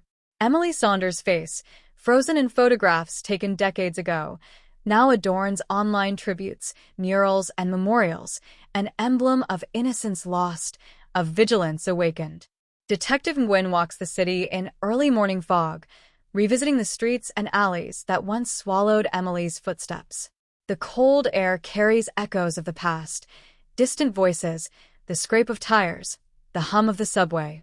She examines every corner, every shadow, not for new evidence, but to feel the pulse of the city, to sense the subtle reminders that a cold case never truly dies. Legal proceedings continue even after Foster's conviction. Appeals, motions, and reviews of forensic methods stretch into months, each step scrutinized by attorneys, experts, and media alike. The prosecution presents new forensic findings, DNA links, fiber analysis, and digital reconstructions to reinforce the verdict. The defense challenges timelines, questions memory reliability, and tests the limits of technological interpretation. Courtrooms echo with tension, with arguments steeped in decades of history, the weight of a life lost, and the meticulous unraveling of human deception. The public watches with rapt attention. Televised sessions, live streams, and social media commentary flood the airwaves. Opinions clash, fear and fascination mix. How could a city allow this to remain hidden for so long? Could it happen again? What unseen shadows walk among us now? Community response is both collective and deeply personal. Former classmates, neighbors, and co-workers come forward, recounting fleeting memories, once overlooked but now vital. A barista remembers Emily ordering coffee with an anxious glance toward the street. A bus driver recalls a girl waiting longer than usual at a late-night stop. Each testimony, each recollection, reinforces the image of a city as a witness, as a participant, as a repository of subtle truths that only decades later are brought to light. Memorials grow in size and prominence. Candles, flowers, handwritten letters, and photographs fill the streets near Emily's last known locations. Citizens gather for vigils, sharing stories, acknowledging collective grief, and honoring a life interrupted. The city's pulse is somber but resolute. The cold case may have reached legal closure, but emotional resonance lingers. In interviews, Detective Nguyen emphasizes the human cost, the patience required, the emotional toll, the meticulous work bridging the gap between evidence and memory. She speaks of the persistence of ordinary people noticing extraordinary details, of science illuminating shadows, and of communities refusing to let tragedy be forgotten. Foster remains confined, monitored, and scrutinized. His daily routine is stripped of mobility, observation, and influence. Guards note subtle changes in demeanor, quiet moments of reflection, irritation at revelations, occasional flashes of recognition that his carefully concealed history is now fully exposed. Psychological experts provide ongoing analysis, examining how long-term concealment, predatory planning, and eventual exposure impact the human mind. They study the tension between the controlled environment of incarceration and the inevitability of past actions being laid bare through meticulous investigation. Meanwhile, the city itself becomes an unwitting narrator of memory. Streets, buildings, and alleyways retain echoes of Emily's presence, traces of activity invisible for decades now illuminated by forensic analysis and digital reconstruction. Urban historians, journalists, and documentary filmmakers converge, retracing steps, reconstructing the night, and exploring the implications of shadows walking unnoticed among ordinary lives. Forensic teams continue to analyze evidence long after the trial concludes. Fibers, dust particles, and residual chemical traces yield minute insights, clarifying timelines and confirming previously speculative sequences. Each analysis is a testament to the evolution of science, technology, and meticulous observation, demonstrating that even decades later, the past can speak with clarity when approached systematically. Public perception fluctuates between relief and fear. Residents acknowledge the triumph of justice, but are haunted by the realization that darkness can remain hidden in plain sight. Local schools incorporate discussions about vigilance, personal safety, and the long-term impact of crime on communities. Social workers, psychologists, and community leaders offer guidance for families affected by renewed media attention, ensuring that emotional scars are addressed alongside the resolution of legal matters. Detective Nguyen reflects privately on the journey: the early frustration of a cold case with few leads, the painstaking reconstruction of evidence, the hours spent tracking fragments of memory, the integration of modern forensic science, and the ultimate illumination of truth. Each step reinforces the delicate interplay of patience, intellect, and empathy required to transform silence into clarity. As winter deepens, the city bears witness to ongoing healing. Emily's legacy permeates conversations, urban planning, and civic consciousness. Residents walk familiar streets with a renewed awareness, acknowledging that vigilance and collective memory are crucial defenses against the unnoticed erosion of safety. Despite closure in the courtroom, the emotional resonance continues. Parents, neighbors, and community members carry the story forward, ensuring that lessons learned from Emily's disappearance inform both personal choices and communal strategies. The cold case, once dormant, now breathes as a narrative of resilience, the interplay of forensic science, persistent investigation, community engagement, and the unyielding human desire for justice. Each new finding, each recollection, each memorial reinforces the truth that, even after decades, a life lost is never forgotten. Shadows in the city persist, but so does memory. The streets where Emily once walked, the alleys she traversed, and the buildings she passed now serve as silent witnesses and memorials, reminding every observer that the passage of time does not erase significance. Detective Nguyen, standing on a snow-dusted sidewalk, senses both closure and ongoing responsibility. The city, though scarred by decades of uncertainty, demonstrates resilience, capacity for remembrance, and commitment to vigilance. Foster's confinement may limit his physical movements, but the exposure of truth ensures his actions cannot remain obscured. The psychological, emotional, and forensic imprints endure, illuminating the interplay between crime, memory, and the relentless pursuit of justice. And so, the city exhales yet remains watchful, honoring Emily Saunders, acknowledging the shadows that once roamed unnoticed, and carrying forward a collective understanding that cold cases, while resolved legally, persist emotionally, socially, and morally, weaving themselves into the fabric of urban memory and human consciousness. Even as winter's grip tightens on Chicago, shadows refuse to fade. Detective Nguyen sits alone in the dim glow of her office, reviewing files, photographs, and witness statements once again. Years of investigation have culminated in conviction, yet fragments remain, tiny anomalies in timelines, unaccounted footsteps, and unexplained movements that whisper of details never fully uncovered. A witness, long considered unreliable, resurfaces with a fragment of memory, a fleeting figure standing near a lamppost at the edge of the industrial district, face obscured, timing uncertain. Nguyen cross-references maps, delivery logs, and prior interviews. The figure's presence, brief as it was, could illuminate paths previously ignored. Could it have been an accomplice, a passerby, or a coincidence? The uncertainty gnaws at her, a persistent hum beneath the veneer of closure. Forensic analysts return to dust, fibers, and soil, applying emerging techniques that were unavailable during the initial trial. Each particle, each residue, seems to pulse with information, offering whispers of a narrative richer and darker than any previously reconstructed. Traces suggest not only Emily's path and Foster's movements, but also subtle, almost imperceptible signs of human activity previously overlooked. Patterns in seemingly random locations hint at deliberate concealment. Storage lockers, warehouses, and abandoned buildings are revisited. Dust is swabbed, fibers extracted, chemical residues analyzed. Each finding reveals microscopic evidence of interactions, objects moved, doors handled, floors trodden, footprints hidden under layers of time. The persistence of observation turns ordinary spaces into chronicles of crime, a city that remembers in ways humans cannot fully perceive. In private, Emily's family grapples with the resurgence of these revelations. Her mother rereads journal entries, now fraught with renewed unease.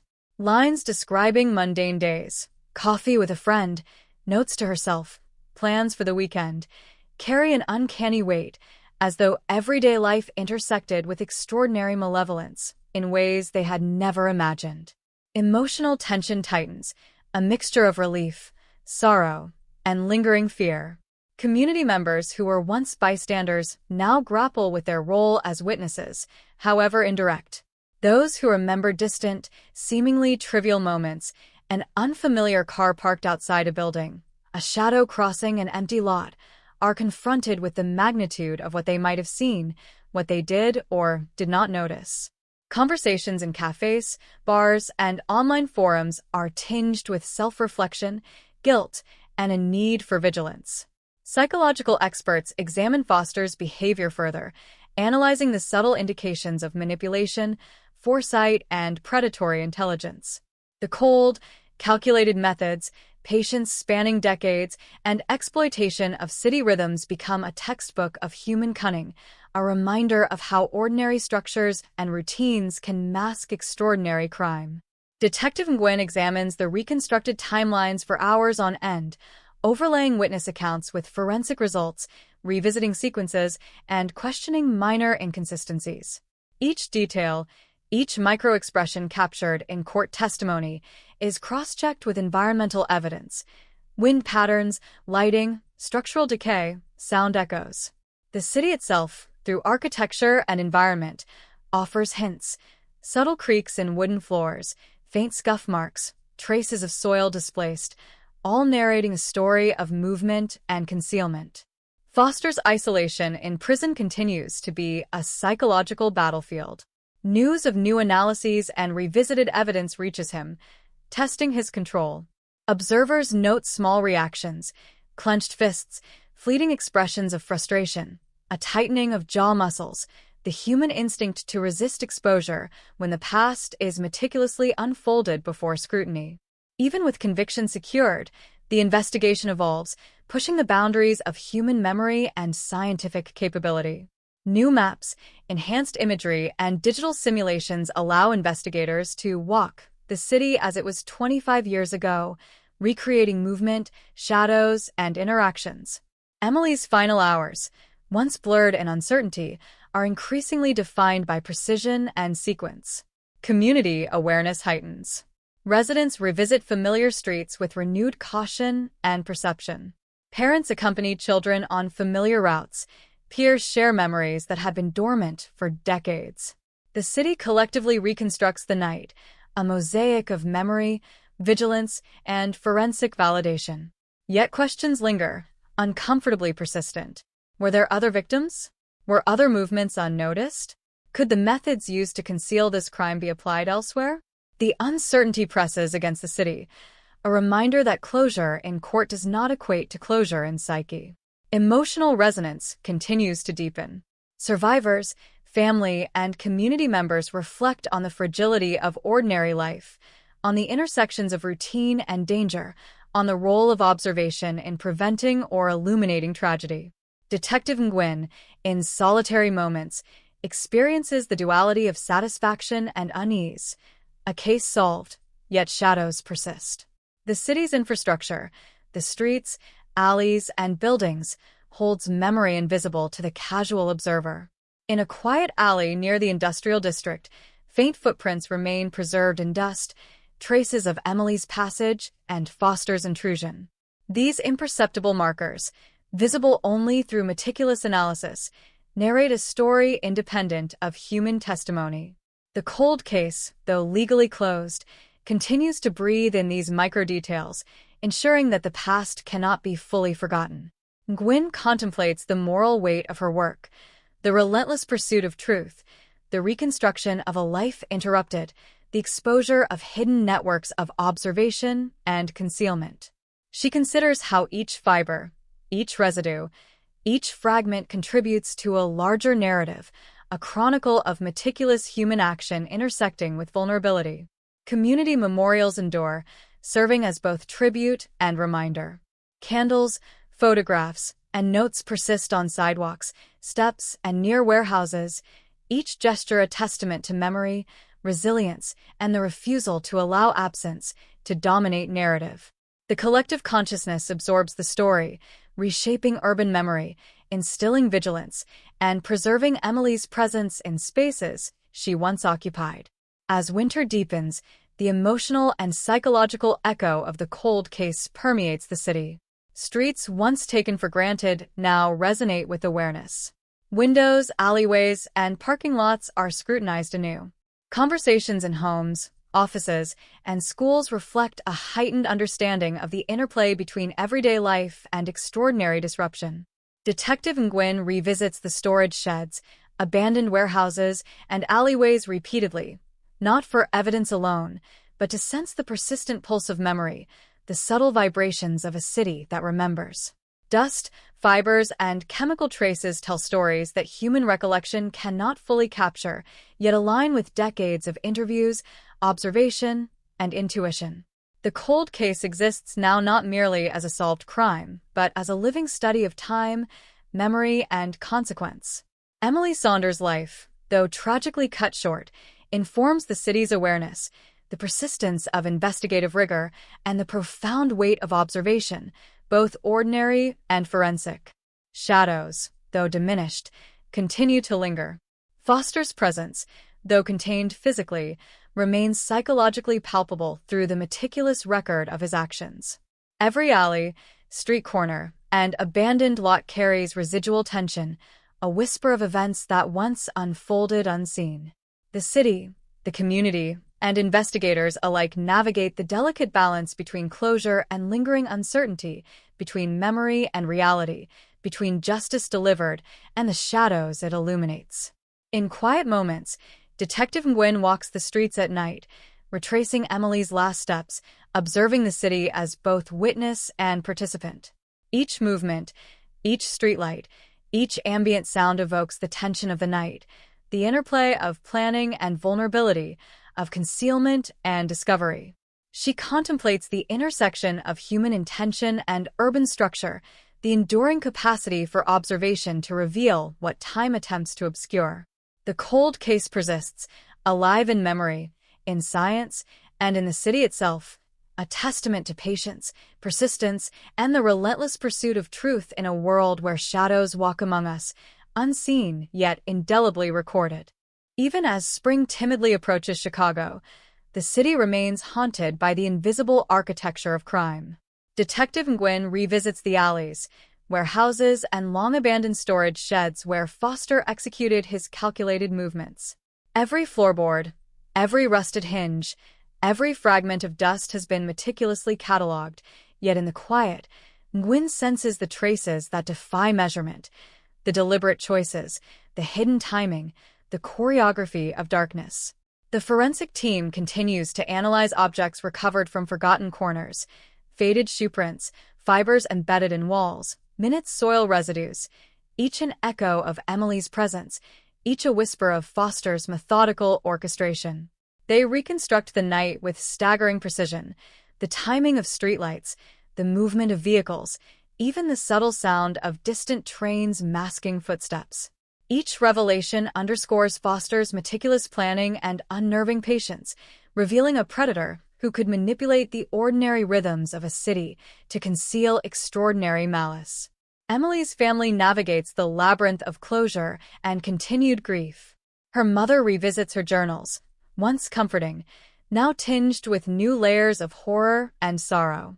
Each entry, each anecdote of ordinary life, coffee orders, notes to friends, fleeting observations, resonates differently in light of forensic revelations, transforming mundane moments into a tapestry of vulnerability and foreboding.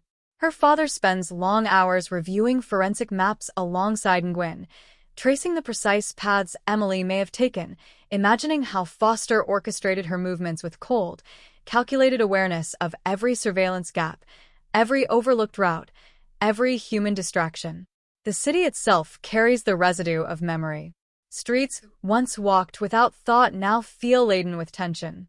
Community members recount distant, faint recollections, a van idling too long, a shadow where none should be, a door left ajar. These recollections, minor at the time, now form a network of testimony that reinforces investigative findings. Vigilance is renewed across neighborhoods. Local media highlights forensic breakthroughs. Trace evidence reveals final hours. Fiber analysis confirms movement patterns. Digital reconstruction illuminates predators' precision. Residents absorb each headline with fascination, horror, and renewed awareness, reflecting on how ordinary structures and routines can be manipulated in ways previously unimaginable. Detective Nguyen organizes a detailed review of Foster's tactics. He exploited city rhythms, delivery schedules, cleaning crews, industrial traffic, and public events, all orchestrated to provide cover for his actions. The subtlety is chilling. Minutes become masks, routine becomes camouflage, and the city itself becomes an unwitting accomplice. Each discovery deepens both professional admiration and moral horror. Within prison walls, Foster is informed of these reconstructions. Observers note tension in his posture, subtle expressions of irritation, fleeting recognition of oversight and exposure. The carefully controlled narrative he built over decades begins to crumble under the weight of relentless scrutiny, both scientific and observational. Psychological evaluations explore his foresight, patience, and cold calculation. The pattern emerges as both genius and malevolence, anticipation of human inattentiveness, manipulation of physical environments, strategic exploitation of societal blind spots. Each analyst is struck by the scale, precision, and audacity of planning, and the chilling normalcy with which everyday infrastructure was used to conceal extraordinary crime. Memorials and tributes continue to grow. Candles, photographs, and handwritten notes fill sidewalks, alleyways, and public spaces near the sites most closely associated with Emily's disappearance. The community, both grieving and vigilant, maintains a presence that bridges time, honoring the past while reinforcing awareness for the present. Emotional intensity remains high. Parents discuss safety with renewed urgency, friends recall Emily's kindness and laughter, and strangers reflect on how ordinary life intersects with extraordinary danger. Detective Nguyen revisits her own recollections, the frustration of stalled leads, the small triumphs of forensic breakthroughs, the quiet moments of reflection walking empty streets at night. She imagines Emily's perspective, the fear, the confusion, the struggle to navigate spaces transformed into instruments of concealment. Despite closure in court, the psychological and emotional impact persists. Shadows of the night still seem to linger in abandoned buildings, alleyways, and empty streets. Residents feel an invisible presence, the echo of what occurred, the lingering awareness that danger can intersect unnoticed with ordinary life. Foster's tactics are dissected meticulously in reports, media coverage, and educational seminars.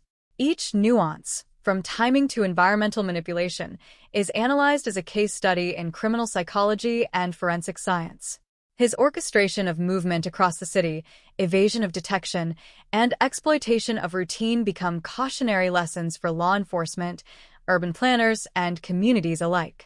Detective Nguyen, standing in one of the now-empty warehouses where Emily was temporarily held, notes the residual tension in the walls, the subtle traces of human passage. She imagines the predator's calculations, the silent observation, the timing of each step, the anticipation of each witness's inattentiveness. The weight of decades of investigation presses upon her, yet provides clarity. Persistence, observation, and science have illuminated what was hidden for a generation. The city itself is changed. Streets, once ordinary, now carry the memory of events long past. Community vigilance is heightened, residents share stories, and the urban landscape becomes a living reminder of both tragedy and resilience. Emily Saunders' presence permeates memory, forensic evidence, and collective consciousness. The cold case, though legally concluded, continues to teach about patience, about attention to detail, about the capacity for both evil and human persistence. And even in moments of quiet, the echo remains. Footsteps in empty alleys, shadows stretching along abandoned lots, a reminder that life, memory, and justice endure even as darkness once walked undisturbed. Detective Nguyen walks the city at dusk, tracing the paths reconstructed through data, testimony, and intuition. She senses Emily's presence, not physically, but in memory, evidence, and the meticulous unfolding of truth. The city holds its breath with her, remembering, observing, acknowledging that shadows may pass, but truth, once uncovered, leaves indelible marks. Spring deepens over Chicago, though the chill of decades-old shadows still lingers in alleys and industrial streets. Detective Nguyen reviews the final pieces of evidence one last time: digital reconstructions, fiber analyses, soil residues, witness recollections, all converging into a narrative precise enough to illuminate every shadow, every step, every deliberate choice made by Foster. Court proceedings have reached their conclusion, but the city waits for closure in its own rhythm. The judge delivers the final verdict, formalizing decades of pursuit, painstaking analysis, and relentless observation. Foster is sentenced definitively, the culmination of 25 years of investigation and human persistence. In the courtroom, the tension is palpable. Silence punctuates each declaration, the weight of absence and justice balanced delicately on words and gavel. Outside, the streets hum with a mixture of relief, sorrow, and lingering tension. Emily's family emerges into the sunlight, faces etched with grief tempered by the satisfaction that truth has been revealed. Tears mingle with cautious smiles, memories whispered, and silent acknowledgments of years lost yet justice gained. Detective Nguyen stands apart, observing the interaction between law, evidence, and human emotion. She reflects on the intricacies of the case, Foster's meticulous planning, the shadows he manipulated, the city's unsuspecting rhythms that allowed concealment, and the painstaking work that brought truth to light. Forensic teams finalize reports, ensuring that every minute trace, fiber, dust, soil, is documented, analyzed, and contextualized within the broader framework of the investigation. Even the most negligible particles have played a role in reconstructing events once lost to time. The community begins to process its collective memory. Conversations turn to cautionary tales, lessons in observation, and acknowledgement of the fragility of ordinary life. Vigilance is renewed. Parents accompany children more closely, neighbors communicate more attentively, and public spaces are observed with renewed awareness. Emily's story becomes emblematic, a narrative that blends tragedy, resilience, and the power of persistence. Memorials flourish. Flowers, candles, photographs, and personal notes fill public spaces near the industrial district, near streets she once walked, near the places where shadows intersected with light. The cold case, though legally resolved, continues to resonate emotionally and socially. Detective Nguyen revisits the warehouse districts, alleyways, and storage sheds one last time. She walks silently, imagining the sequences, the decisions, the steps Emily and Foster took. Each creak, each shadow, each subtle environmental cue is a reminder of the interplay between ordinary infrastructure and extraordinary actions. Foster remains in confinement, his presence controlled, scrutinized, and restricted, yet the exposure of every calculated step leaves a psychological imprint that reverberates far beyond prison walls. Observers note small changes in behavior, tension in posture, fleeting expressions, and subtle indications of the awareness that the shadows he once manipulated are now fully illuminated. Public discourse examines the case in historical, psychological, and forensic context. Analysts and journalists chronicle the precision of planning, the patient exploitation of time and space, and the evolution of investigative methodology that transformed decades of silence into actionable truth. Communities integrate these lessons into civic awareness, safety measures, and collective memory. Detective Nguyen reflects on the personal weight of closure. The years of pursuit, frustration, breakthroughs, and painstaking analysis converge into a complex emotional landscape, satisfaction tempered by sorrow, relief tempered by lingering awareness of human vulnerability. She considers how Emily's life, though tragically cut short, has left an enduring imprint on investigative practice, forensic methodology, and community vigilance. As night falls over Chicago, the city exhales in quiet acknowledgement of justice achieved, yet shadows remain in memory. Streets, alleys, and buildings carry the intangible residue of history, a reminder that even after decades, ordinary spaces can harbor extraordinary events. Emily Saunders' presence lingers, not only in memorials and forensic records, but in the collective consciousness of a city that has borne witness, learned vigilance, and honored truth.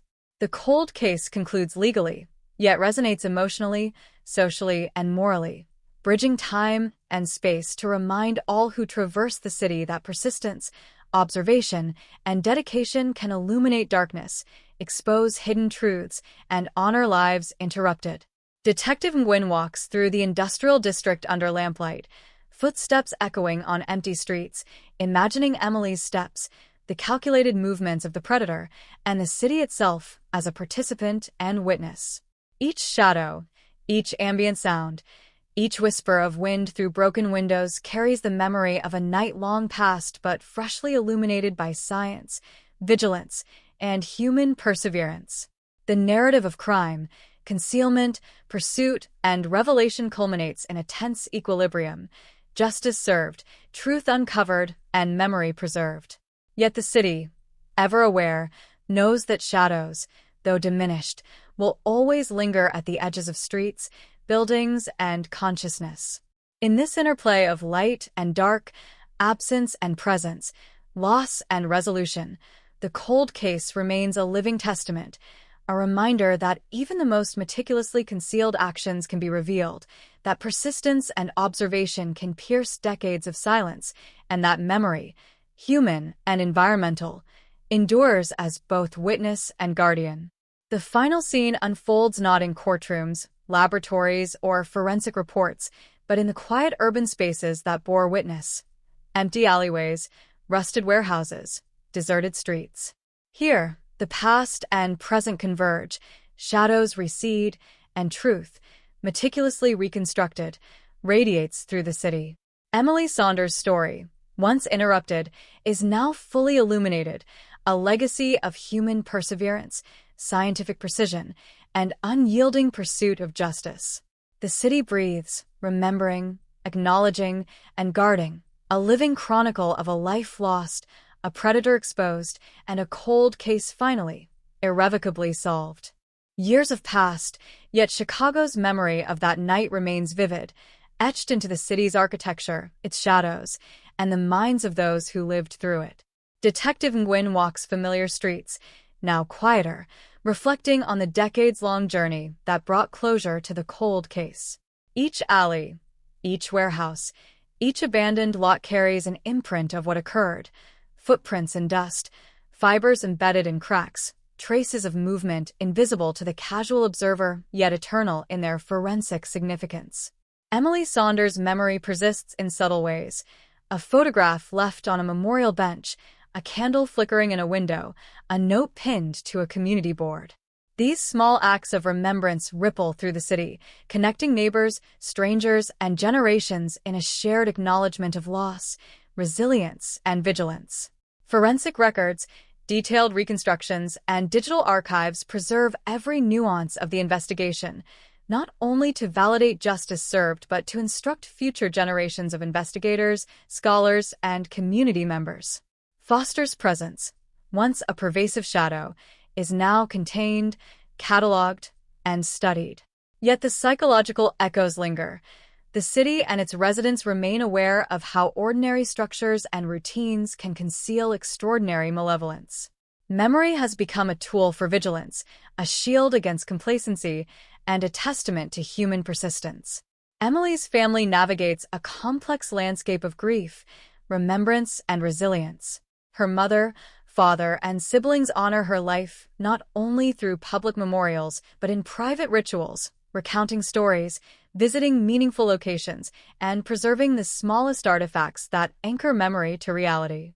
Their sorrow is tempered by the enduring recognition that truth, painstakingly uncovered, transformed decades of uncertainty into an immutable record of justice and insight. The community collectively internalizes lessons from the case. Urban planners, educators, and civic leaders analyze the interplay of crime, environment, and human behavior. Schools incorporate discussions of vigilance, awareness, and the importance of listening to subtle cues in everyday life. Neighborhood watch programs strengthen, inspired by the realization that attentive eyes and engaged citizens can illuminate shadows even before they fully manifest. Detective Nguyen reflects on the nature of persistence. The cold case was not merely a legal pursuit, it was a testament to patience, observation, and the cumulative power of human insight paired with advancing forensic science. Every fiber, every particle, every fragment of testimony became a tool to restore a lost narrative, reconstruct a vanished life, and confront a predator who believed time could erase consequences. Despite legal closure, the emotional and psychological echoes endure. Shadows still stir in abandoned warehouses. The wind through empty streets whispers memories of steps once taken, plans meticulously executed, and moments of terror hidden within the ordinary cadence of urban life. Residents walk these streets with cautious awareness, understanding that vigilance is both a personal and communal responsibility. The city's pulse carries these echoes forward, lessons learned, memories preserved, vigilance heightened.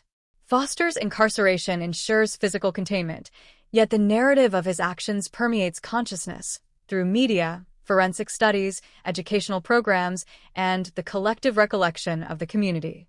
His meticulous planning and exploitation of ordinary spaces become a permanent case study in the interplay of human behavior, environmental observation, and criminal calculation. As night falls, the city exhales into quiet reflection. Streetlights cast long shadows over empty alleys and warehouses, illuminating what was once hidden yet now meticulously mapped and understood. Detective Nguyen stands in one of these familiar locations, imagining Emily's footsteps, Foster's movements, and the subtle interplay of concealment and revelation that define the case. The cold case, though legally solved, continues to live in the city's memory, in its structures, and in the ongoing awareness of its residents.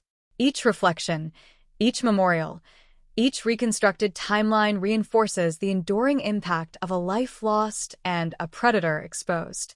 In the interplay of absence and memory, of darkness and revelation, the city carries the legacy of Emily Saunders, a reminder of human vulnerability, the persistence of justice, and the inexorable illumination of truth.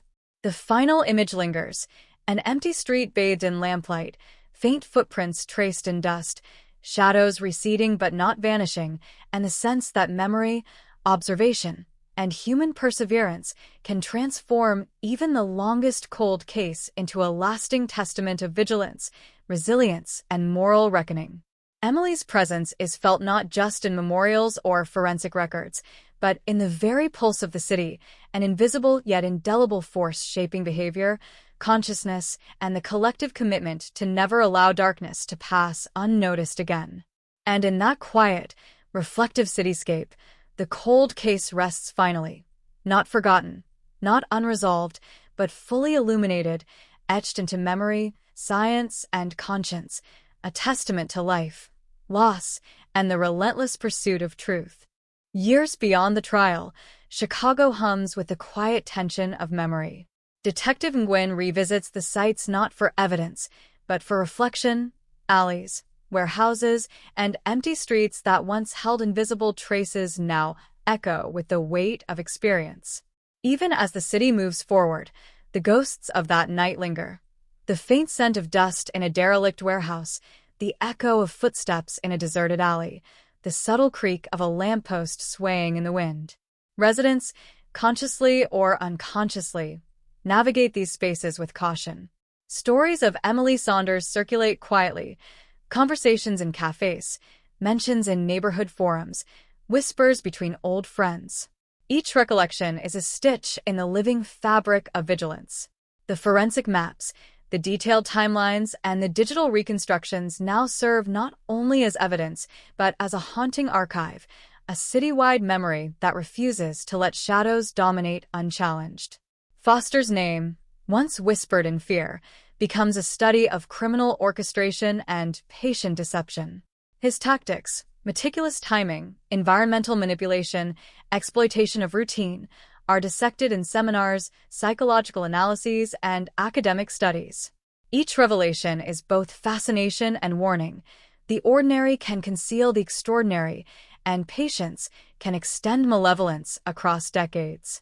Gwyn contemplates Emily's final moments, reconstructed through science, memory, and imagination. Every step she took, every alley she passed, every shadow she navigated becomes a tableau of tension, a reminder of vulnerability within familiar spaces. The city itself seems alive with memory, retaining the pulse of those who walked its streets before. Her family continues their quiet rituals, visiting memorials, leaving small tokens at sites connected to her, speaking her name aloud as if to ensure presence persists. Their grief has settled into a measured, enduring sorrow, punctuated by the knowledge that truth has been preserved, yet absence remains tangible. Neighborhoods incorporate these lessons into collective consciousness. Parents teach children about observation, awareness, and the value of seemingly minor details. Citizens consider their surroundings with heightened perception, noting unfamiliar cars, shadows, and disruptions in routine. The cold case, though solved, exists as an ongoing narrative, alive in awareness, urban consciousness, and the lingering human capacity to notice what once went unseen. Gwyn walks past familiar streets at night, streetlights casting long, deliberate shadows.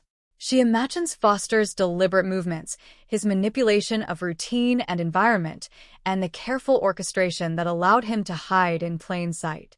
Dust on a windowsill, footprints in a corner, a faint fiber lodged in an abandoned doorframe, all speak of actions long past, yet freshly illuminated through persistence and science. Community memorials continue to flourish, candles flicker, photographs remain pinned, and notes grow layered with time.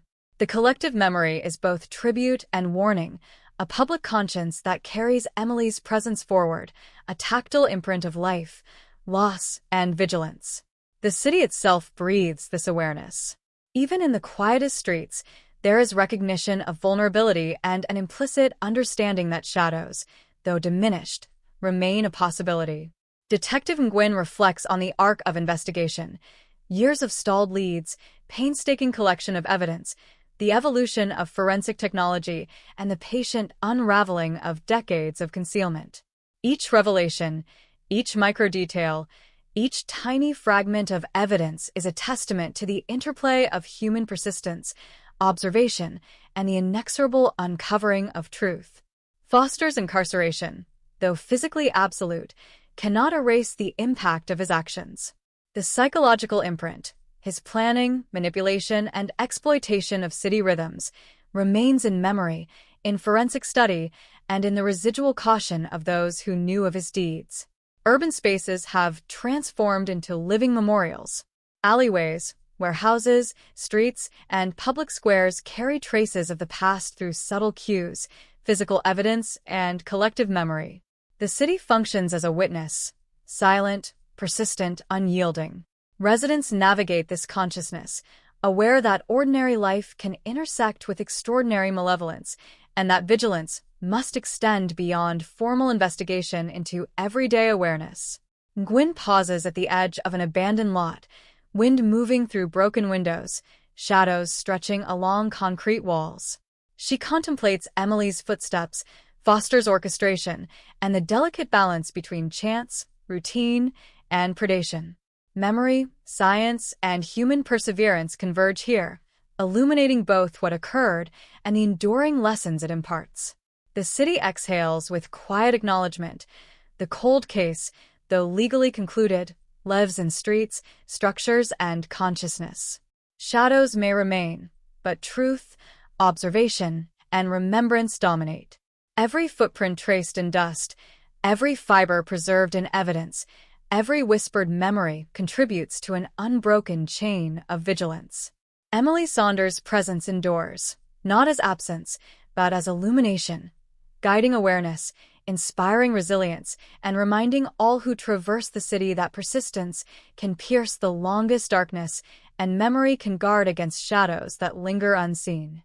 And as the final light of dusk fades over Chicago, the city holds its breath in reverence, memory, and quiet vigilance, the cold case resting at last not as silence, but as an enduring testament to life lost, truth uncovered, and the shadows that will never walk unobserved again.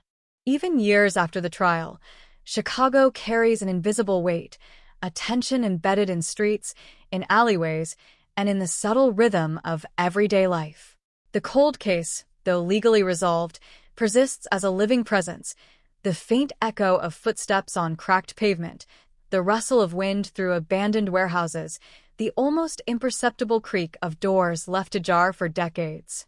Detective Nguyen walks the industrial district at dusk, the streetlights casting elongated shadows that stretch like memories across concrete and asphalt.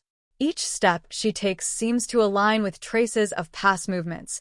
Emily's last hours reconstructed through meticulous analysis, Foster's calculated orchestration of time and space, the gaps exploited with patient precision. Citizens recount fleeting recollections. A van parked too long outside a closed factory, a shadow crossing an empty street, a fleeting glance that went unnoticed until decades later. These fragments, seemingly trivial at the time, now gain weight, illustrating how ordinary life intersects with extraordinary malevolence and how vigilance can transform perception into prevention. Schools incorporate the lessons of Emily's case into curricula, teaching children the value of observation, caution, and awareness. Neighborhood watch programs are strengthened, fueled by a collective understanding that time cannot erase the need for alertness and that seemingly insignificant details, dust on a windowsill, footprints in mud, objects out of place, can speak volumes when interpreted carefully. Nguyen revisits archived evidence in her office: fibers, dust, soil, digital reconstructions. Even after decades, these fragments continue to narrate a story invisible to the casual observer, but indelibly inscribed in urban memory. Each object carries a whisper, the presence of a life, the intrusion of malevolence, the intersection of routine and danger. Emily's family continues private acts of remembrance, photographs placed in quiet corners, notes left at memorial sites, and conversations reflecting both grief and resilience. Their presence, subtle yet persistent, reinforces memory, ensuring that the city does not forget and that the lessons of tragedy echo in both communal and intimate spaces. Forensic experts study the case as a model of patience, observation, and technological integration. Foster's methods, strategic manipulation of routine, exploitation of environmental patterns, and long-term concealment, are dissected in seminars, academic papers, and training programs. Each analysis serves as both cautionary tale and testament to the necessity of vigilance, scientific rigor, and persistence in uncovering truth. The urban environment itself becomes a participant. Alleys, abandoned lots, and warehouses now function as silent witnesses, holding traces of human activity, absorbing memory, and reflecting both vulnerability and resilience. Even subtle changes, weathered footprints, dust accumulations, creaking floorboards, are recorded, mapped, and interpreted to reconstruct sequences previously obscured by time. The city hums with memory. Residents navigate familiar streets with renewed awareness, consciously observing their environment, noting anomalies, and sharing recollections that reinforce collective vigilance. Conversations in cafes, community centers, and online forums revisit Emily's story, blending grief, reflection, and an acute sense of awareness. Detective Nguyen contemplates the nature of justice and memory, the balance between legal closure, emotional resolution, and the persistence of awareness as a protective mechanism. Even as Foster serves a sentence, the psychological imprint of his actions lingers, a study in manipulation, patience, and the exploitation of human and environmental patterns that now informs policy, education, and urban planning. Memorials remain active, layered with time. Candles, photographs, and handwritten notes accumulate, a tangible testament to memory and collective conscience. Each gesture reinforces vigilance, honors life, and serves as a constant reminder that absence does not erase significance, and that truth, once revealed, transcends the constraints of time. Gwyn walks empty streets, imagining Emily's path, the predator's orchestration, and the silent witnesses embedded in the cityscape. Dust on windowsills, footprints in corners, fibers caught in abandoned doors. They all speak in a language of persistence, observation, and meticulous reconstruction. The cold case persists not only as history, but as an ongoing lesson, an invisible thread weaving vigilance, memory, and human awareness into the fabric of urban life. Shadows may linger, but truth has illuminated every corner it once occupied. Residents, investigators, and family alike carry the echoes forward, an enduring reminder that ordinary life can intersect with extraordinary danger, that memory and science can expose what time attempts to obscure, and that human persistence can illuminate the darkest of mysteries. The city, quiet but conscious, holds the narrative of Emily Saunders in its streets, buildings, and alleys. Each night, as lights flicker across asphalt and concrete, there is a subtle acknowledgement. Justice was served, truth was uncovered, but the memory remains a living, breathing presence, shaping awareness, guiding vigilance, and ensuring that shadows, though diminished, will never walk unchallenged again. The final image endures: an empty street at twilight, footprints traced in dust, candles flickering in memorial, streetlights casting long shadows, and the quiet resonance of memory and truth prevailing over absence, concealment, and time. The cold case, though solved, exists perpetually, etched in evidence, encoded in memory, and alive in the pulse of a city forever changed by one life lost and the relentless pursuit of justice.